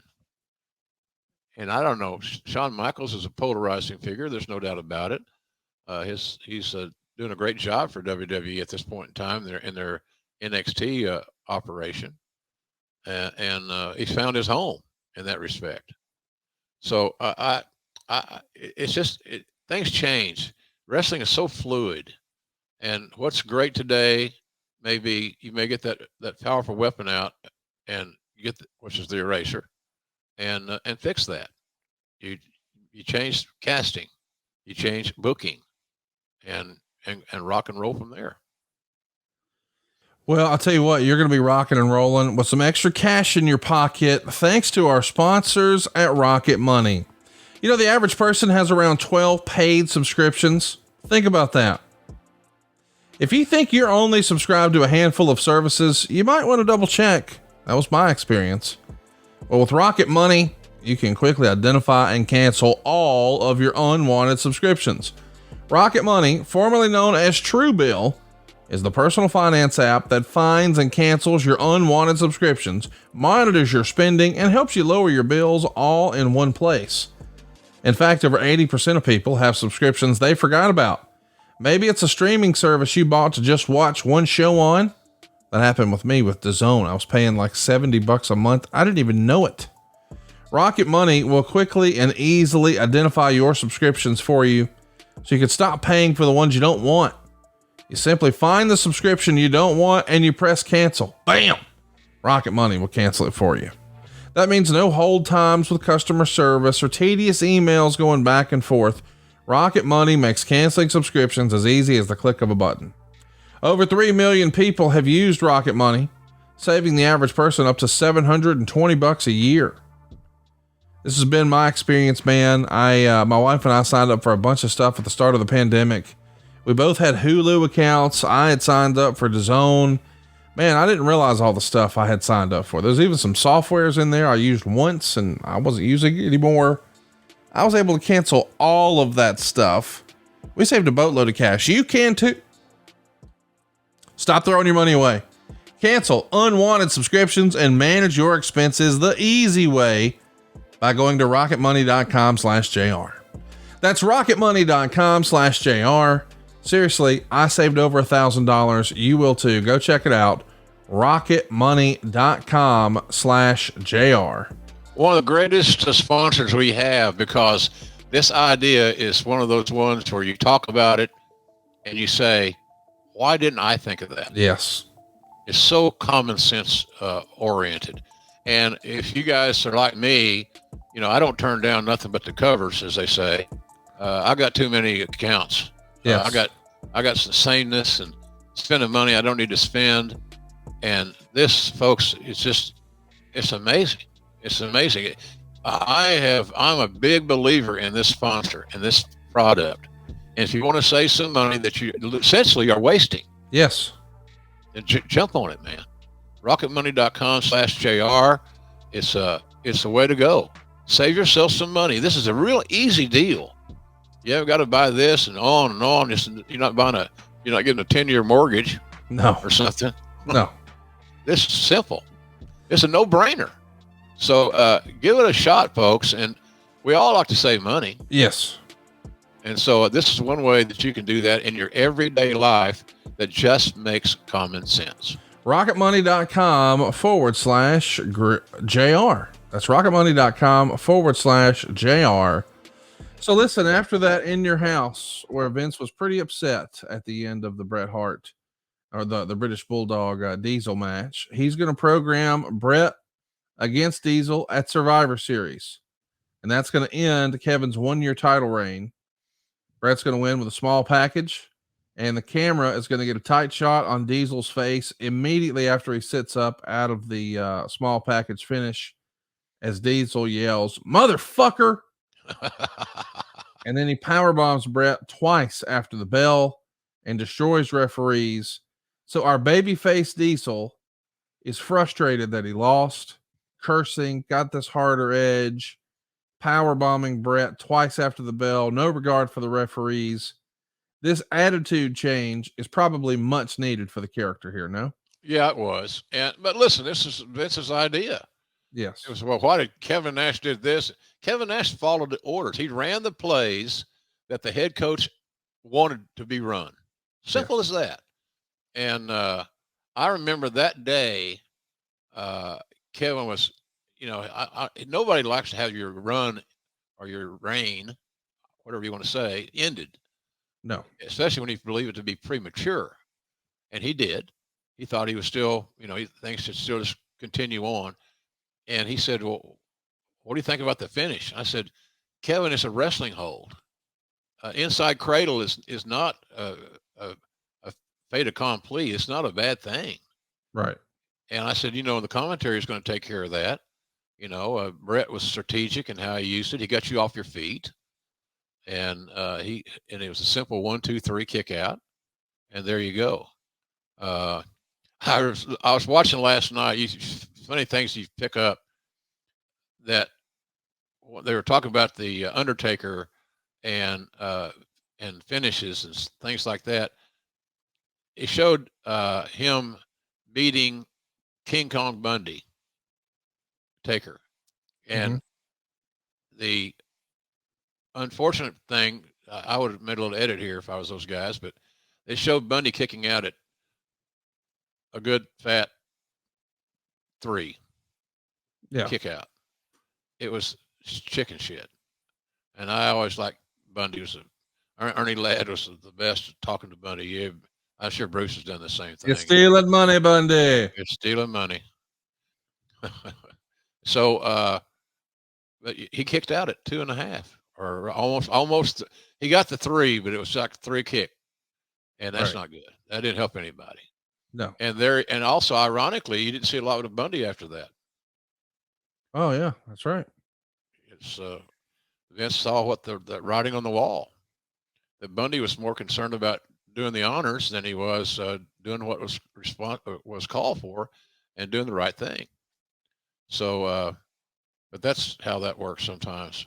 But Kevin was concerned about the finish, not necessarily doing the favor as much as, well, what are we going to do to make this happen?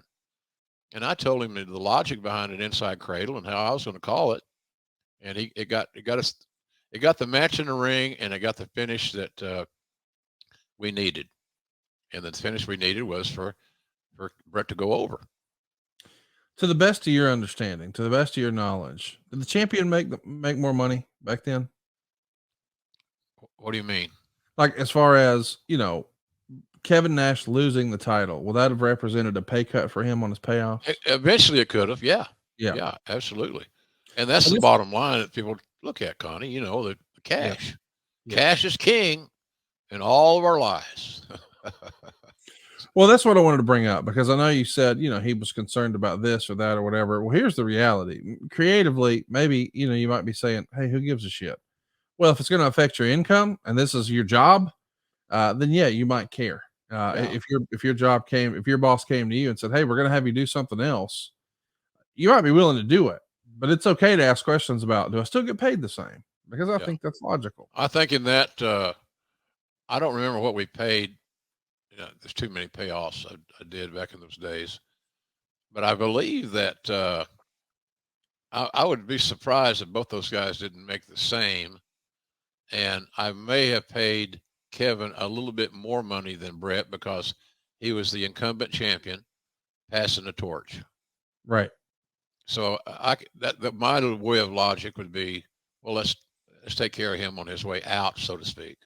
Put a little extra cheese on his Whopper, as you like to say. A bit more sauce on the ribs, and there you go. Call it a day. So the next night on Raw, you and Vince McMahon are talking about Kevin Nash's, or Diesel rather's, new attitude on commentary. And even in an interview, Kevin would complain about how the company packaged him, and that wasn't the real Diesel. And of course, we're trying to explain, our behavior. Hey, you're just now seeing the real me. Yeah. Well, behind the scenes, it's around this era where we started seeing the newsletters that there were reports that the quote unquote Kliq that we referenced earlier were causing some pretty major morale problems in the locker room. There's some people who are upset that Shawn seemingly never loses a title in the ring. He always forfeits it or surrenders it, or there's something going on. And supposedly the Kliq has held up some house shows from starting on time, and maybe they've been problematic about refusing to do jobs. You're a part of talent relations here, spearheading the doggone thing. Yeah. What sort of headaches, if any, is the Kliq representing for you? There were ample headaches. They were very strong. And again, your catalyst is, if you're watching on YouTube right now, that young man in the middle, Shawn Michaels. He was a communicator. He was a liaison between that group of dudes, X-Pac and Scott, Hunter. Shawn was the mouthpiece. He was their legal counsel, shall we say. So, yeah, they could be a pain in the ass. And because they had a net. Right. The net was the old man's adoration of Shawn, who Vince told me more than one occasion, he reminds me of me when I was young. Yeah. Attitudinal, and all that good stuff. So, but they parlayed that card sometimes a little too much. And then you get them by themselves and you say, well, why did you guys do that? How did you think that's going to help the company or yourself or anybody else? It's being like a child. Right. And that's how I talk to them. I didn't confront them. I conversed with them. and more often than not, they'd have remorse. But and that's what got a lot of heat on them, because they were taking advantage of Shawn's relationship with Vince, and kind of seeing where the damn ball's going to land. Wasn't good. That was one of my more challenging times in that role as a head of talent relations. Do you remember there being any specific instance with Kevin Nash, as far as this quote unquote Kliq bad behavior? Specific? No, it was almost a group effort, Connie. Okay. Almost a group effort. They were together. Right. They were together and they were loyal to each other, which I did admire. They had too much to offer to conduct themselves the way that they did, and it just bred discontent. And that's kind of how I see that thing. It's just it was unsettling. And a lot of the talents, for example, like a Bret Hart, didn't have much patience for that shit. To be honest with you, but he wasn't the only one. Right. So, but those things were sooner than later going to change. Kevin's going to enter the Royal Rumble and be last eliminated by Shawn Michaels here. It's the 96 Royal Rumble. And then he gets involved in Bret Hart's match with The Undertaker for the world title. He's going to pull the ref out of the ring, and that saves the title for Bret. Of course, it sort of screws off The Undertaker in the process. And Kevin Nash flips off everyone in the ring. This is important because this is the first time that we've seen a middle finger used on WWF TV. This is January 96, several months before there's a hint of an Austin 316, so to speak. Yeah. The edginess, is this a calculated measured decision by Vince? Because if you listen to Eric Bischoff, he would say, well, Vince didn't start doing any of this attitude shit until after the NWO got hot. Well, the NWO is not even a thing here because Kevin Nash is still in the company. Yeah. But we've got a middle finger here, but again, it's from Kevin Nash. Do you remember that being a hot topic or discussed heavily? Oh, yeah, it was a little bit of a hot topic because it's controversial, and I didn't see it as a big deal, to be honest with you. Right. Sure. I thought much was made of it, and kind of undeservingly. Too big a deal was made of it. Yeah, there you go. And that's one of the universal hand signals in the world. It is. So it kind of it crossed a lot of barriers, a lot of boundaries, a lot of borders. But I never thought I thought it was a little bit overblown, quite frankly. I thought I don't have a problem with us doing it, but I don't think it was a deal breaker or deal maker. But it's just one of those nuances that we talk about, and I don't know. Sometimes it's just funny to me what's a big deal and what's not a big deal. Yeah, exactly. Yeah. Well, we know that we've got a new edgier Diesel here. Listen, you're helping run talent relations. When did you know that Diesel's contract was coming up? Was there a conversation about how the business might be shifting, or we just had him with the title, we got to hang on to him? What do we need to do to make him happy? Talk to us from your perspective about when that process started and what you thought the chief concerns would be from either Kevin or Vince. Well, I think that, you're always putting out fires in that talent relations role. And anybody that's got that job is in for a challenge. I think Vince liked Kevin a lot because of Kevin's relationship with Shawn, especially, which opened the door for dialogue with the chairman and Kevin. And then Kevin would take that ball and run with it. I think Vince just didn't want to make it a hardship for Kevin to get out of there. At least that's my take on it. But I wasn't surprised that Kevin wanted out. But I never dreamed that the NWO was a thing. Right. And it wasn't a thing at that time. It became a thing. Quite frankly, it became a big thing. Maybe the biggest thing ever, certainly in the annals of WCW.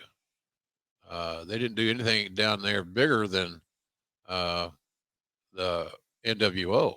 That was, don't you think that's Eric's claim to fame? No doubt. I think it's arguably one of the biggest angles in the history of wrestling. Yeah, I agree. Smart booking. Yeah. Maximizing your minutes of the talents that are willing to make a commitment. And, but I wasn't shocked that Kevin was going to leave. I didn't want him to leave because I thought he had so much unexplored potential that we hadn't got to touch yet. So it was disappointing to me. We're losing a big 7-foot athlete who's very bright, could have helped in a lot of different ways. So I always thought one of Kevin's great assets was his finishes, booking ideas. He had good vision. He could see things. He knew what guys were, what he thought were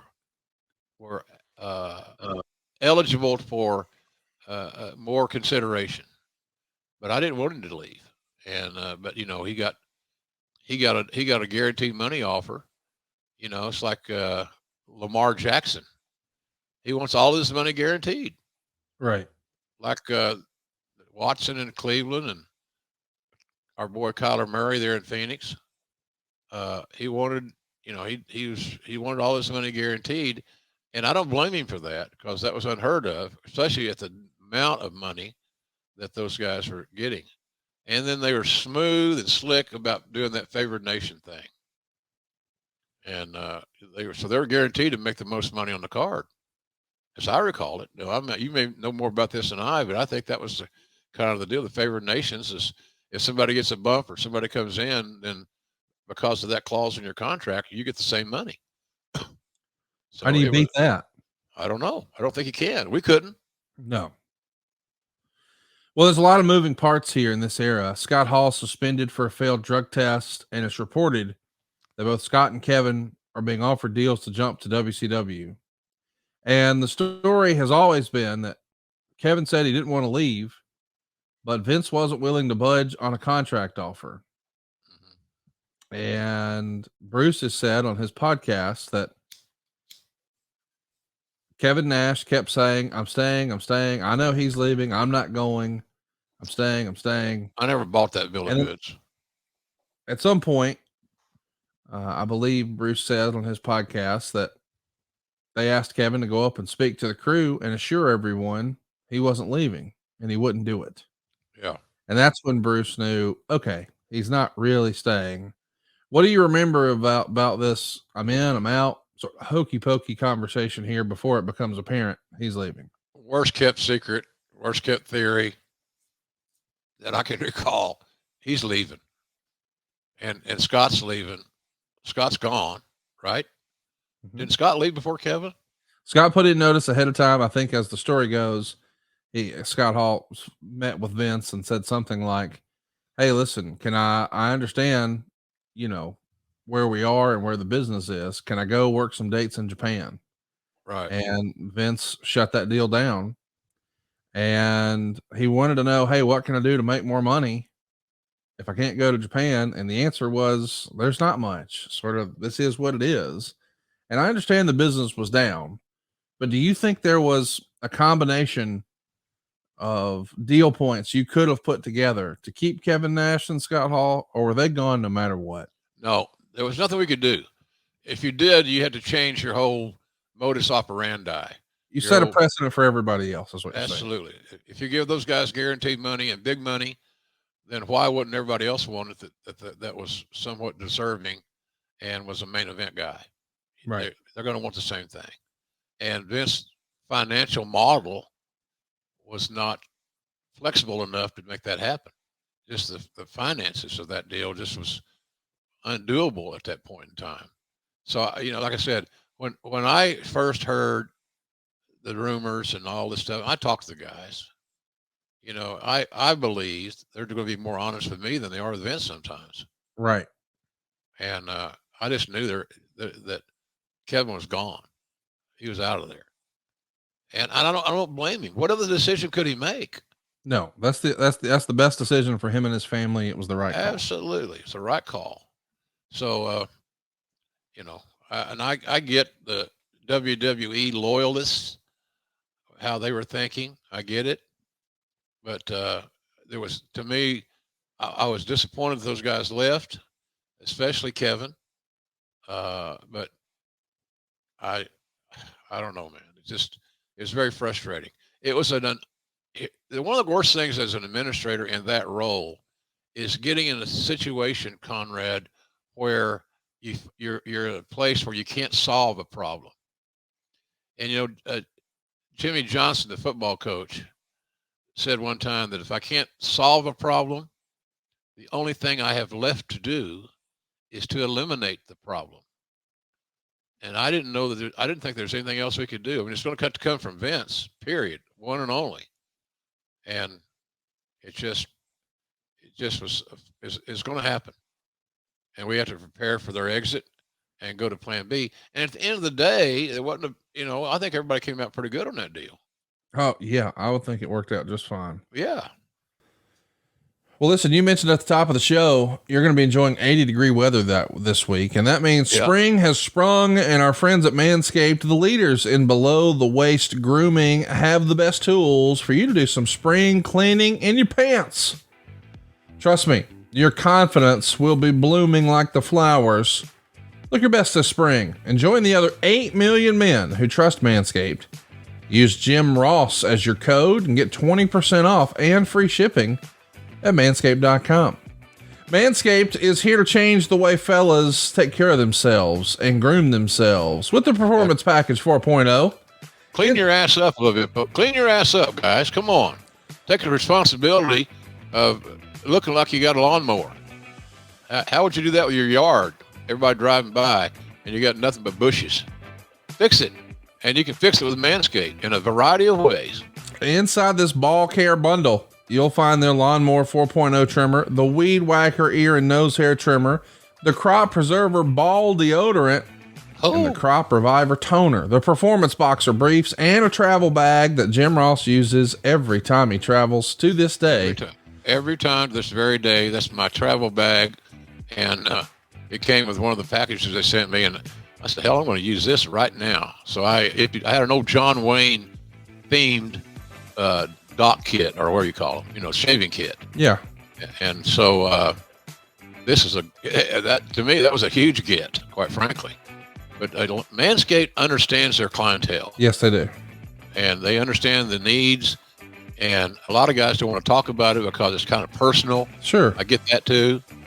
But come on. It's a great company. It's growing exponentially.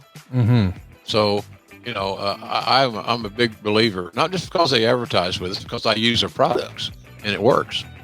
I don't want to be, hairy caterpillar.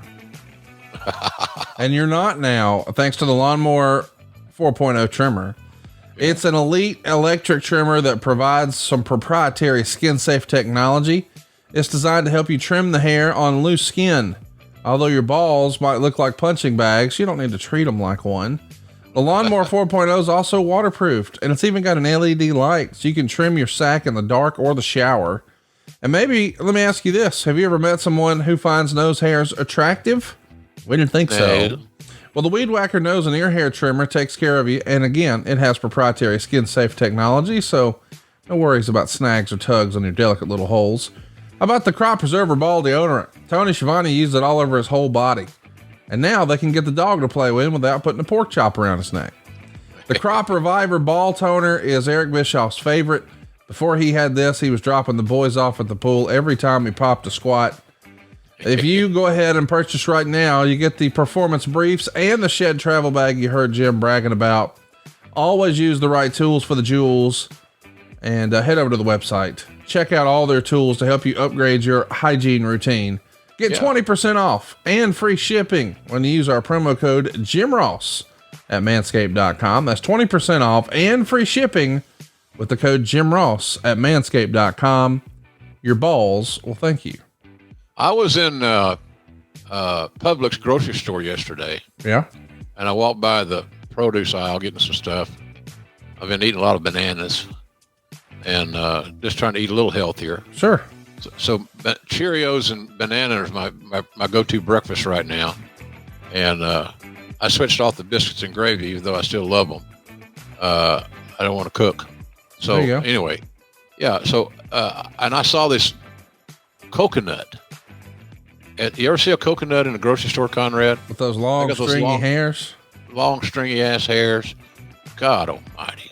It's unnecessary. Yes. It's a personal foul. That should be, and replay the down, so to speak. You got a chance to replay the down here. Manscaped's going to take care of your issues. And I believe your significant others, or whomever it may be that's down there looking around, will be very pleased that you're prioritizing hygiene. Hygiene. Think about it. Don't have your balls looking like a coconut grocery store, those long, stringy ass hairs. I love it. Don't need it. Manscaped.com, and the promo code is Jim Ross. Like Kevin has said in interviews, that the night that solidified his need to jump in his mind is when he did the In Your House steel cage match in Louisville. It's a match between himself and Bret Hart. There's supposed to be a powerbomb finish where Undertaker comes up from underneath the ring to stop him. Bret would climb out, and Undertaker would have a hold on Diesel, so Bret doesn't have to take the powerbomb. And of course, that leads to, I don't know, a pretty legendary story where the Undertaker pops off, and Diesel's really frustrated about this. And supposedly afterwards, he asks Scott Hall, "What kind of money are you getting? Do you think you can get me a meeting?" Do you remember hearing this sort of straw that broke the camel's back story? Yeah, that was, I do. And also, I think about that time, Diesel was asked, or Kevin was asked, to put over Test. And a lot of us believe that Test wasn't ready for that sort of push. Not at that. That's when he comes back later. That's not in this run. Is it? Here yet. Yeah. Okay. Well, anyway, I'm timeline sort of fuzzy sometimes. But yeah, there's just so much start and stop, and inconsistent booking, inconsistent planning. And he's, like I said earlier, we've established the fact Kevin Nash, one of the smartest guys ever in wrestling. He knew that his time was short-lived, and he wanted to fix it and protect his money. And because, these guys he wasn't no spring chicken, as we said earlier. We established he started in the business when he was 30. Right.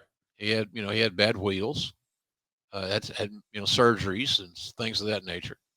So I think Kevin made the only decision that was right for him and his family, quite frankly. It was a no-brainer to me that that's what he was going to do.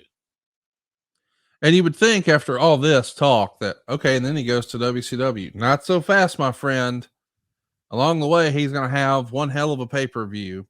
It's against his old pal, Shawn Michaels. It really is a tremendous match. We've discussed it over in the archives. It's the second episode of Grilling JR where we talk about the curtain call. Man, we said all there is to say on that one. So if you want to learn more about the curtain call, by all means, go check out episode 2 here. And as we know,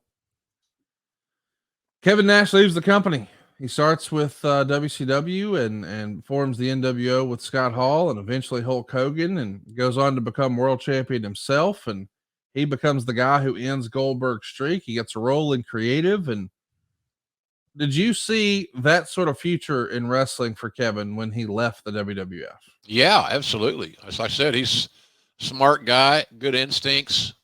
He had learned his lessons well along the road of becoming a seasoned main event level wrestler. So yeah, I always thought Kevin had a future in booking or creative. I think his issue was just he didn't have the patience to deal with incompetence, and who does? And he was just, he had the brains to do this job if he wanted to do it. And I know he liked doing things for his entity, for his group, for the NWO, for all that stuff. So, but I thought he had a great future in that world. And I think at the end of the day, it just comes down to the fact that he wasn't ready to commit, because dealing with creative and dealing with guys like himself and others is challenging. It's a full-time gig, man. And he was in it. He was a capitalist. He wanted to make more money, and he wanted, like anybody else, I guess, on earth, he was willing to make. He wanted to make more money, and uh, uh, and affect his own booking, his own creative. And when he went to WCW, Eric gave Kevin and Scott that opportunity to contribute strongly to their TV personas. So he got what he wanted, and there's just nothing wrong with that. Do you remember there being a conversation with Vince where once he sees them out the door, and clearly the NWO now has been the match that lit WCW and the wrestling business on fire fairly quickly, WWF is playing catch up ball. Do you think there was a time where Vince regretted letting Kevin go? Because eventually we do know guaranteed contracts were here to stay. It became the new norm. He was going to have to start doing that for guys like Mark Marrow and so forth. And Kevin Nash, a guy who had been a proven draw for him, he let him go because he was afraid of setting that precedence. That's all. That's the whole deal right there. Blowing up the model. Yeah. And I don't know how great a shape we were in financially to finance that sort of expansion, because as we said, and it's just common knowledge, it's common sense. If you're going to do that for Kevin and Scott, here comes Brett, here comes Taker, here comes all these guys that feel like they also deserve guaranteed money, and big money at that. I just think it's inevitable that you're going to have to start handling your business that way. You're going to have to start offering these guarantees. Yep. And we know in 96, he offers guarantees even to Brett later that same year. My question is, did he regret not pulling the trigger on Kevin Nash, do you think? Because ultimately everybody wound up getting those deals anyway. Probably in hindsight, he probably did a little bit, which is, I think, why Kevin circled the wagons and came back eventually. But yeah, I think it was just mathematics at that time, accounting. Yeah. Just didn't have the bankroll to make that kind of commitment. Because if you're going to give that kind of money as a guarantee, you've got to use these guys a lot. And none of them are kids. They wanted limited schedules and things of that nature. They could spend more time at home, or more specifically, more time off the road. And if you're going to pay that kind of cash, you need to get every date, squeeze every amount of blood out of the turnip that you can. Well, we know we've talked about Kevin Nash's return to WWE in 2002. We did it last year here on our 20-year look back. Let's talk about the unfortunate end of that run, though. He blew his knee out on live Monday Night Raw, and that really is the end of this NWO rerun, if you will. What do you remember of that moment? I mean, you're on the call for this, and you've been on the call for some pretty big major moments. And I know you've, been pretty clear in saying Kevin Nash is one of your best friends. And you see one of your best friends go down with a pretty debilitating injury right in the middle of a match when you're trying to breathe new life into this angle that's seemingly on life support. You just got to feel bad for the guy here in this moment, no? Oh, heartbreaking. Yeah. Because you knew coming back was going to be challenging. Again, we've established Kevin getting in the business later than norm. His knees, running on that hardwood all those years, because you got to think he had high school basketball, he had college basketball, he ran a lot on hard surfaces, and so it didn't surprise me that he had knee problems. Certainly didn't know they were going to be that severe. And I believe that it was just so depressing and so, it's just tough. He had knee surgeries before, so he knew what he was up against. But it was just such bad timing, and to me, it was a little heartbreaking because I've always been a proponent of Kevin's, fan of his, which may sound strange to people because at times he could give you problems, but that's just working with people, Connie. It worked with highly motivated alpha male type people, and Kevin certainly checked all those boxes. But it was just a sad thing because it showed you he's got to start all over. He's got to do all the rehab, and it was a very distressing and and just sad. God damn, it just was horrible. You don't want to see anybody get hurt, especially a former athlete that is doing what he's got to do to keep earning a living, and now he's got to start back over and rehab and get his body back ready, and that's not easy because you're rebuilding knees, you're rebuilding those joints, and boy, that's a daunting task. Well said. He's going to return in early 2003, and the story is that Vince actually wanted him to come back here as Diesel. We know he comes back as Kevin Nash, but do you think Diesel coming back in 03 could have worked? If it's booked correctly, sure. But I had no issues with the Kevin Nash thing. He had established amazing name identity and street cred, shall we say, as Kevin. So I had no problem with him coming back as Kevin Nash because that's what those big ratings that WCW was getting was a great exposure for Kevin, and it enhanced his name identity over that period of time. So I didn't have a problem with that situation whatsoever. Would the Diesel thing have worked? Probably, but Kevin Nash would work too because he had already had that resume updated from his NWO days. Kevin is immediately put back in the top spots, building towards a match with Triple H for the world title. I'm sure he had a lot of fun here working with his old pal. And he gets a shot at Hunter at Judgment Day. It ends in a DQ that builds to a match at Bad Blood in a Hell in a Cell match. And the build for this doesn't go all that great.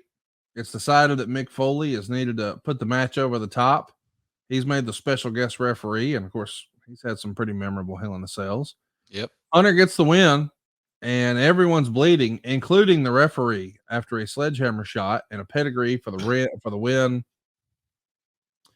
Kevin Nash, just 2 weeks later, is going to be losing the test in under 2 minutes. Crazy. It's hard to even look at that logically. And I understand Tess is younger. He was healthier. And in some ways he was healthier. In some ways he wasn't. There you go. And I thought that was just, I understand the logic. You're trying to get a young guy over, big guy, fairly athletic, part of that Canadian connection that I hired.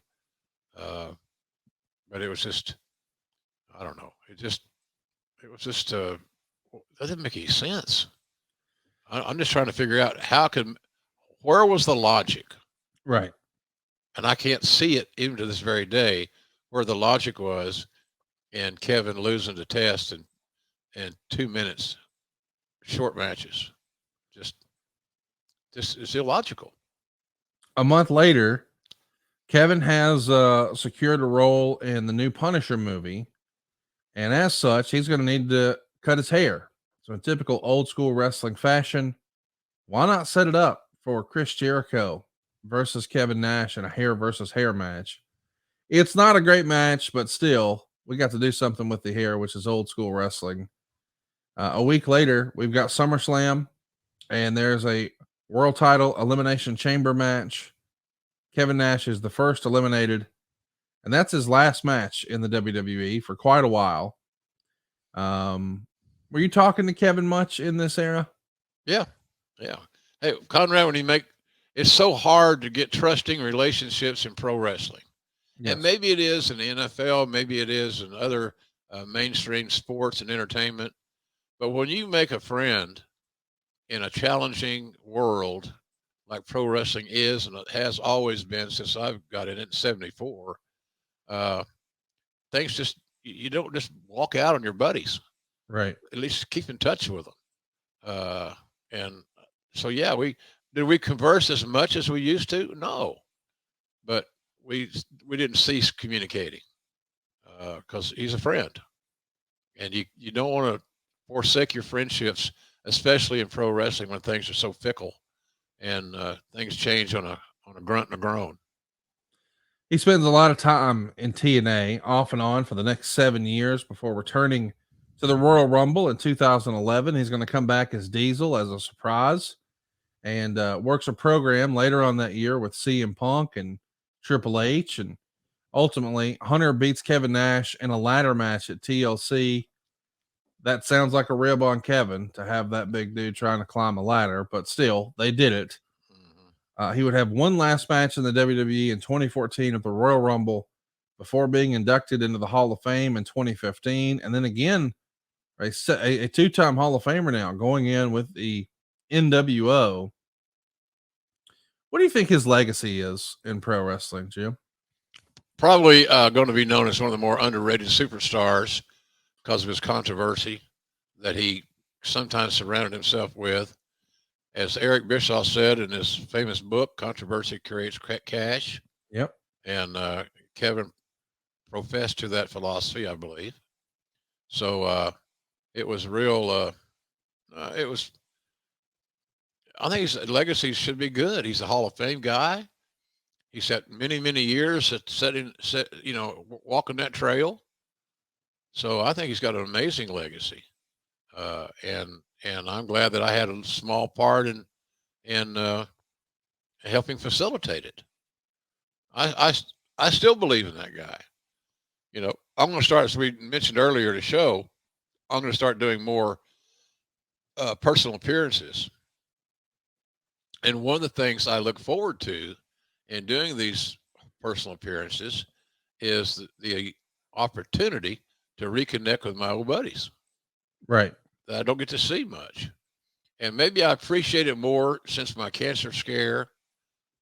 Even though I'm cancer free right now, I go back to the doctor every week just to make sure. I take a lot of samples of my skin and all that tissue samples. No fun. But I think since I saw my own mortality kind of slap me in the face, those are opportunities that are important to me because this is my life. Pro wrestling is my life, Conrad. And when I can go back and reconnect with a guy, go have a beer, go grab a steak or something, I want to jump at those opportunities. And that just is a realization for me in the last few months. And my medical updates have been positive. I'm not pain free, but I may never not be pain free. I don't know. I've tried every med and every new concept to heal these damn wounds, but I don't know. I'm going to take those opportunities. But one of those things I try to mention is that Kevin and I maybe will reconnect in some of these appearances. It's just fun. It's like a family reunion. It's in a way to see all these dudes, and some of them I'm on their good list, and some of them I'm not. Some of them I let go. Some of them think they got screwed on a payoff. Whatever. But I hope that I reconnect with a lot of guys, and if that were to happen, I hope that Kevin Nash is at the top of that list. Well said. And I hope that you're with us a long time here. I appreciate you talking about your mortality, but I know you're doing what you can, including starting every day with Athletic Greens. Yep. And we think you should start every day with Athletic Greens. Now, what is this stuff? Well, with one delicious scoop of AG1, you're getting 75 high quality vitamins, minerals, whole food source superfoods, probiotics, and adaptogens. Everything you need to start your day right. It's a special blend of ingredients to better support your gut health, your nervous system, your immune system, your energy, your focus, your recovery, your aging, all of the things. Think of it as your all-in-one nutritional insurance. It's less than $3 a day, and it's lifestyle friendly. Whether you're keto or paleo or vegan or dairy-free or gluten-free, this checks all the boxes, including still tasting good, despite no nasty chemicals or artificial anything, no GMOs, and less than 1 gram of sugar. If you're looking for better sleep quality and recovery, better mental clarity and alertness, this is what you need. Don't take our word for it. I know Jim and I are both impressed by this stat. They enjoy over 7,000 5-star reviews. Amazing. Right now, reclaim your health, arm your immune system with convenient daily nutrition. It's just 1 scoop in a cup of water every day. That's it, y'all. No need for a million different pills and supplements to look out for your health. And to make it easy, Athletic Greens is going to give you a free 1-year supply of immune supporting vitamin D and 5 free travel packs with your first purchase. All you got to do is visit athleticgreens.com/JR. Again, that's athleticgreens.com/JR to take ownership over your health and pick up the ultimate daily nutritional insurance. One thing about this great product, Conrad, that I especially is attractive to me is the almost the absence of sugar. Yes. And we all got to be more aware of how much sugar we're putting in our body. Yes. And so there's a very minimal sugar in this product. Less than 1 gram. Less than 1 gram. That's amazing. It's almost like our main event mustard. Not a lot of sugar, man. That's on purpose. That wasn't an accident. We did that on purpose. Right. And Athletic Greens will help you in that area. I'm diabetic too, so I have to pay attention to this stuff, whether I like it or not. And so you win with Athletic Greens. And the fact that you don't have to take your whole morning up figuring out how many pills, and this pill goes over here and that pill goes over there. It's so simple and it's so effective. And there's nothing more important to any of us than our health.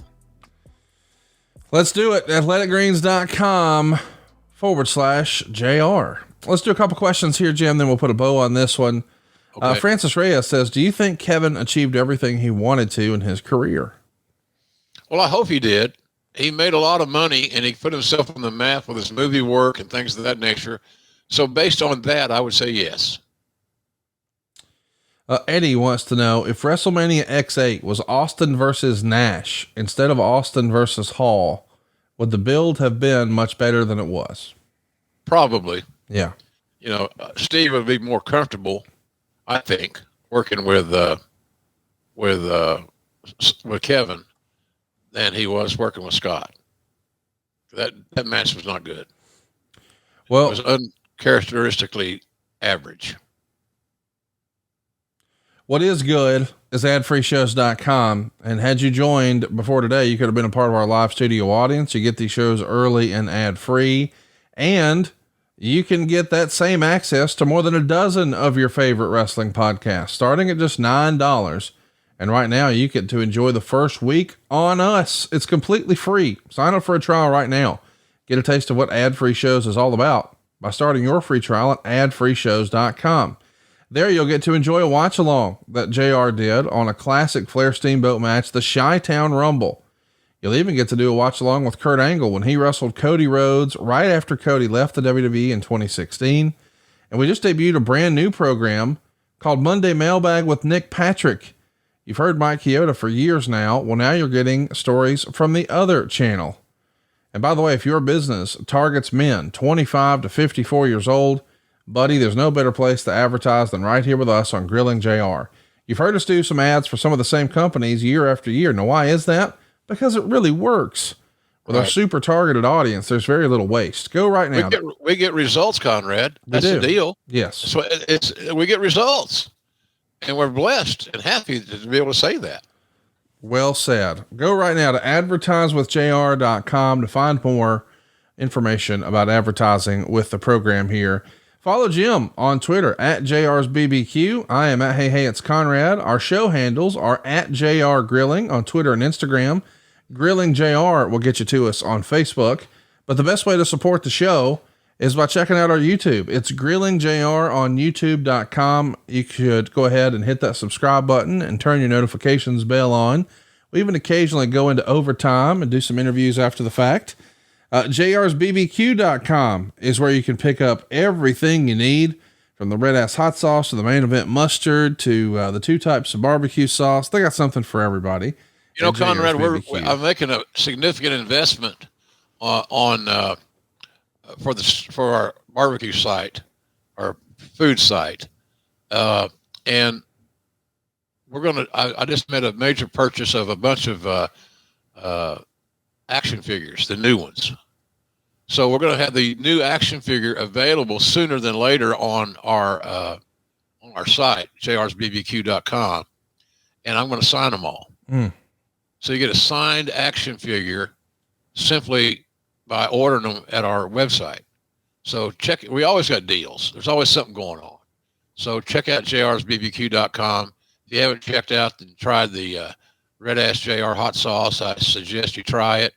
If you like hot sauce, I like pop. I like seasoning. I like a little personality in my food. And man, you get plenty of it with JR's Red Ass hot sauce. jrsbbq.com is where you can pick it up. The Main Event mustard, the Chipotle ketchup, my favorite, the all-purpose seasoning. It's all at jrsbbq.com. And we've got some new swag. We got tumblers and tanks and tees. It's all at grillingjrshirts.com. That's grillingjrshirts.com for all of your JR merch.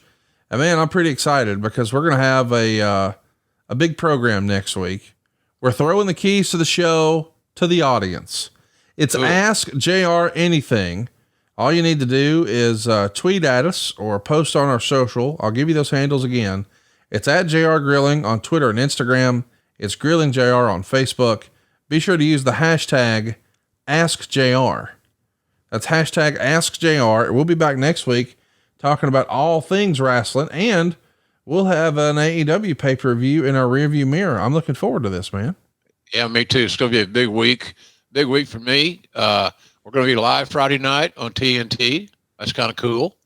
The last live word you're going to hear regarding our Sunday pay-per-view for AEW, and that's going to be a lot of fun. A hell of a show. As we said earlier, it's a massive show. Yes. It's a lot of wrestling. That's what you're going to get Sunday night. And we'll be talking more about it. I'm sure there'll be some late blossoming announcements that we'll have coming on the show on Friday night with Rampage. Rampage is coming along. Rampage is growing a little bit. When you settle into your time slot, you can do that unfettered. I haven't used that word in a long time. I like it. Nice use of that word. Thank you. So, it's a cool deal, man. It's a cool deal. And life is good, Connie. Life is really good right now. I'm healthy. I feel good. Wound care doctor's appointments are working out well. And people say, well, why do you do that every week? Well, because I can check and see, where my cancer status is. Thus far, I'm clear, and that's where I want to stay. So, it's a good time to be alive. I'm blessed in a lot of ways. So, and my house didn't get any damage from the tornado. That's great.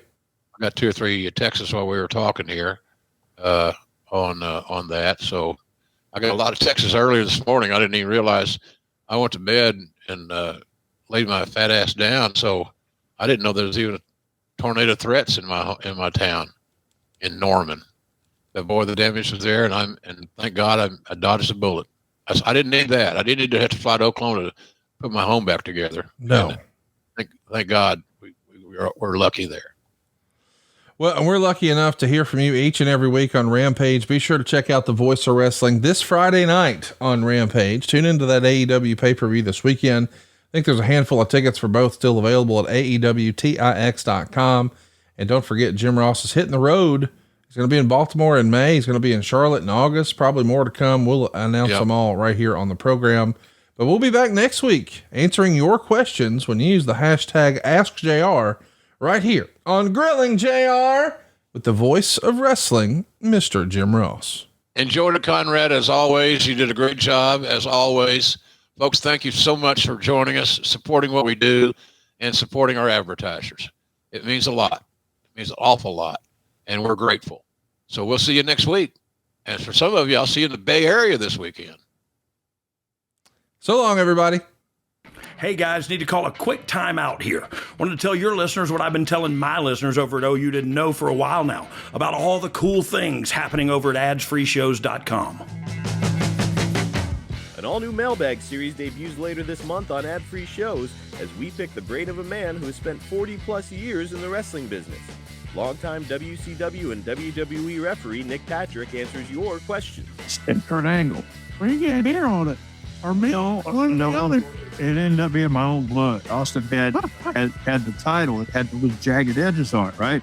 And they had a deal where Angle pulled me in, and I took the belt shot. A little bonus content comes your way, courtesy of The Kurt Angle Show. A dream match became a reality back in 2016 as Kurt Angle squared off against Cody Rhodes on the Independents. For the first time, Kurt watches back his match against the American Nightmare. This kid's really talented. He's selling the ankle here on the leapfrog, went down on it awkwardly. He's outside the ring talking to the referee. This is, like you said, all part of the match plan. Hey, start to show that weakness in the ankle. Yeah. This was his idea to make it look like he hurt his ankle so that when he did lose, he had something to gripe about. Ad-free show members have chatted one-on-one with AEW stars like Eddie Kingston, Dax Harwood, Ricky Starks, and many more, including a recent live interactive session with Renee Paquette. He still continues to do that. He's on commentary in AEW. I think it was cool for him to kind of put on that analyst hat and get to kind of test out those waters a little bit. But end of the day, it was a thing that I think made him feel like, you know what? Wrestling can be okay again. I can have fun in the wrestling space again. And now we have CM Punk Wrestling. So you're welcome. That's just a small taste of what we got waiting for you. With 4 levels to choose from, see for yourself why ads-free shows is the best value in wrestling today. Sign up now at adsfreeshows.com.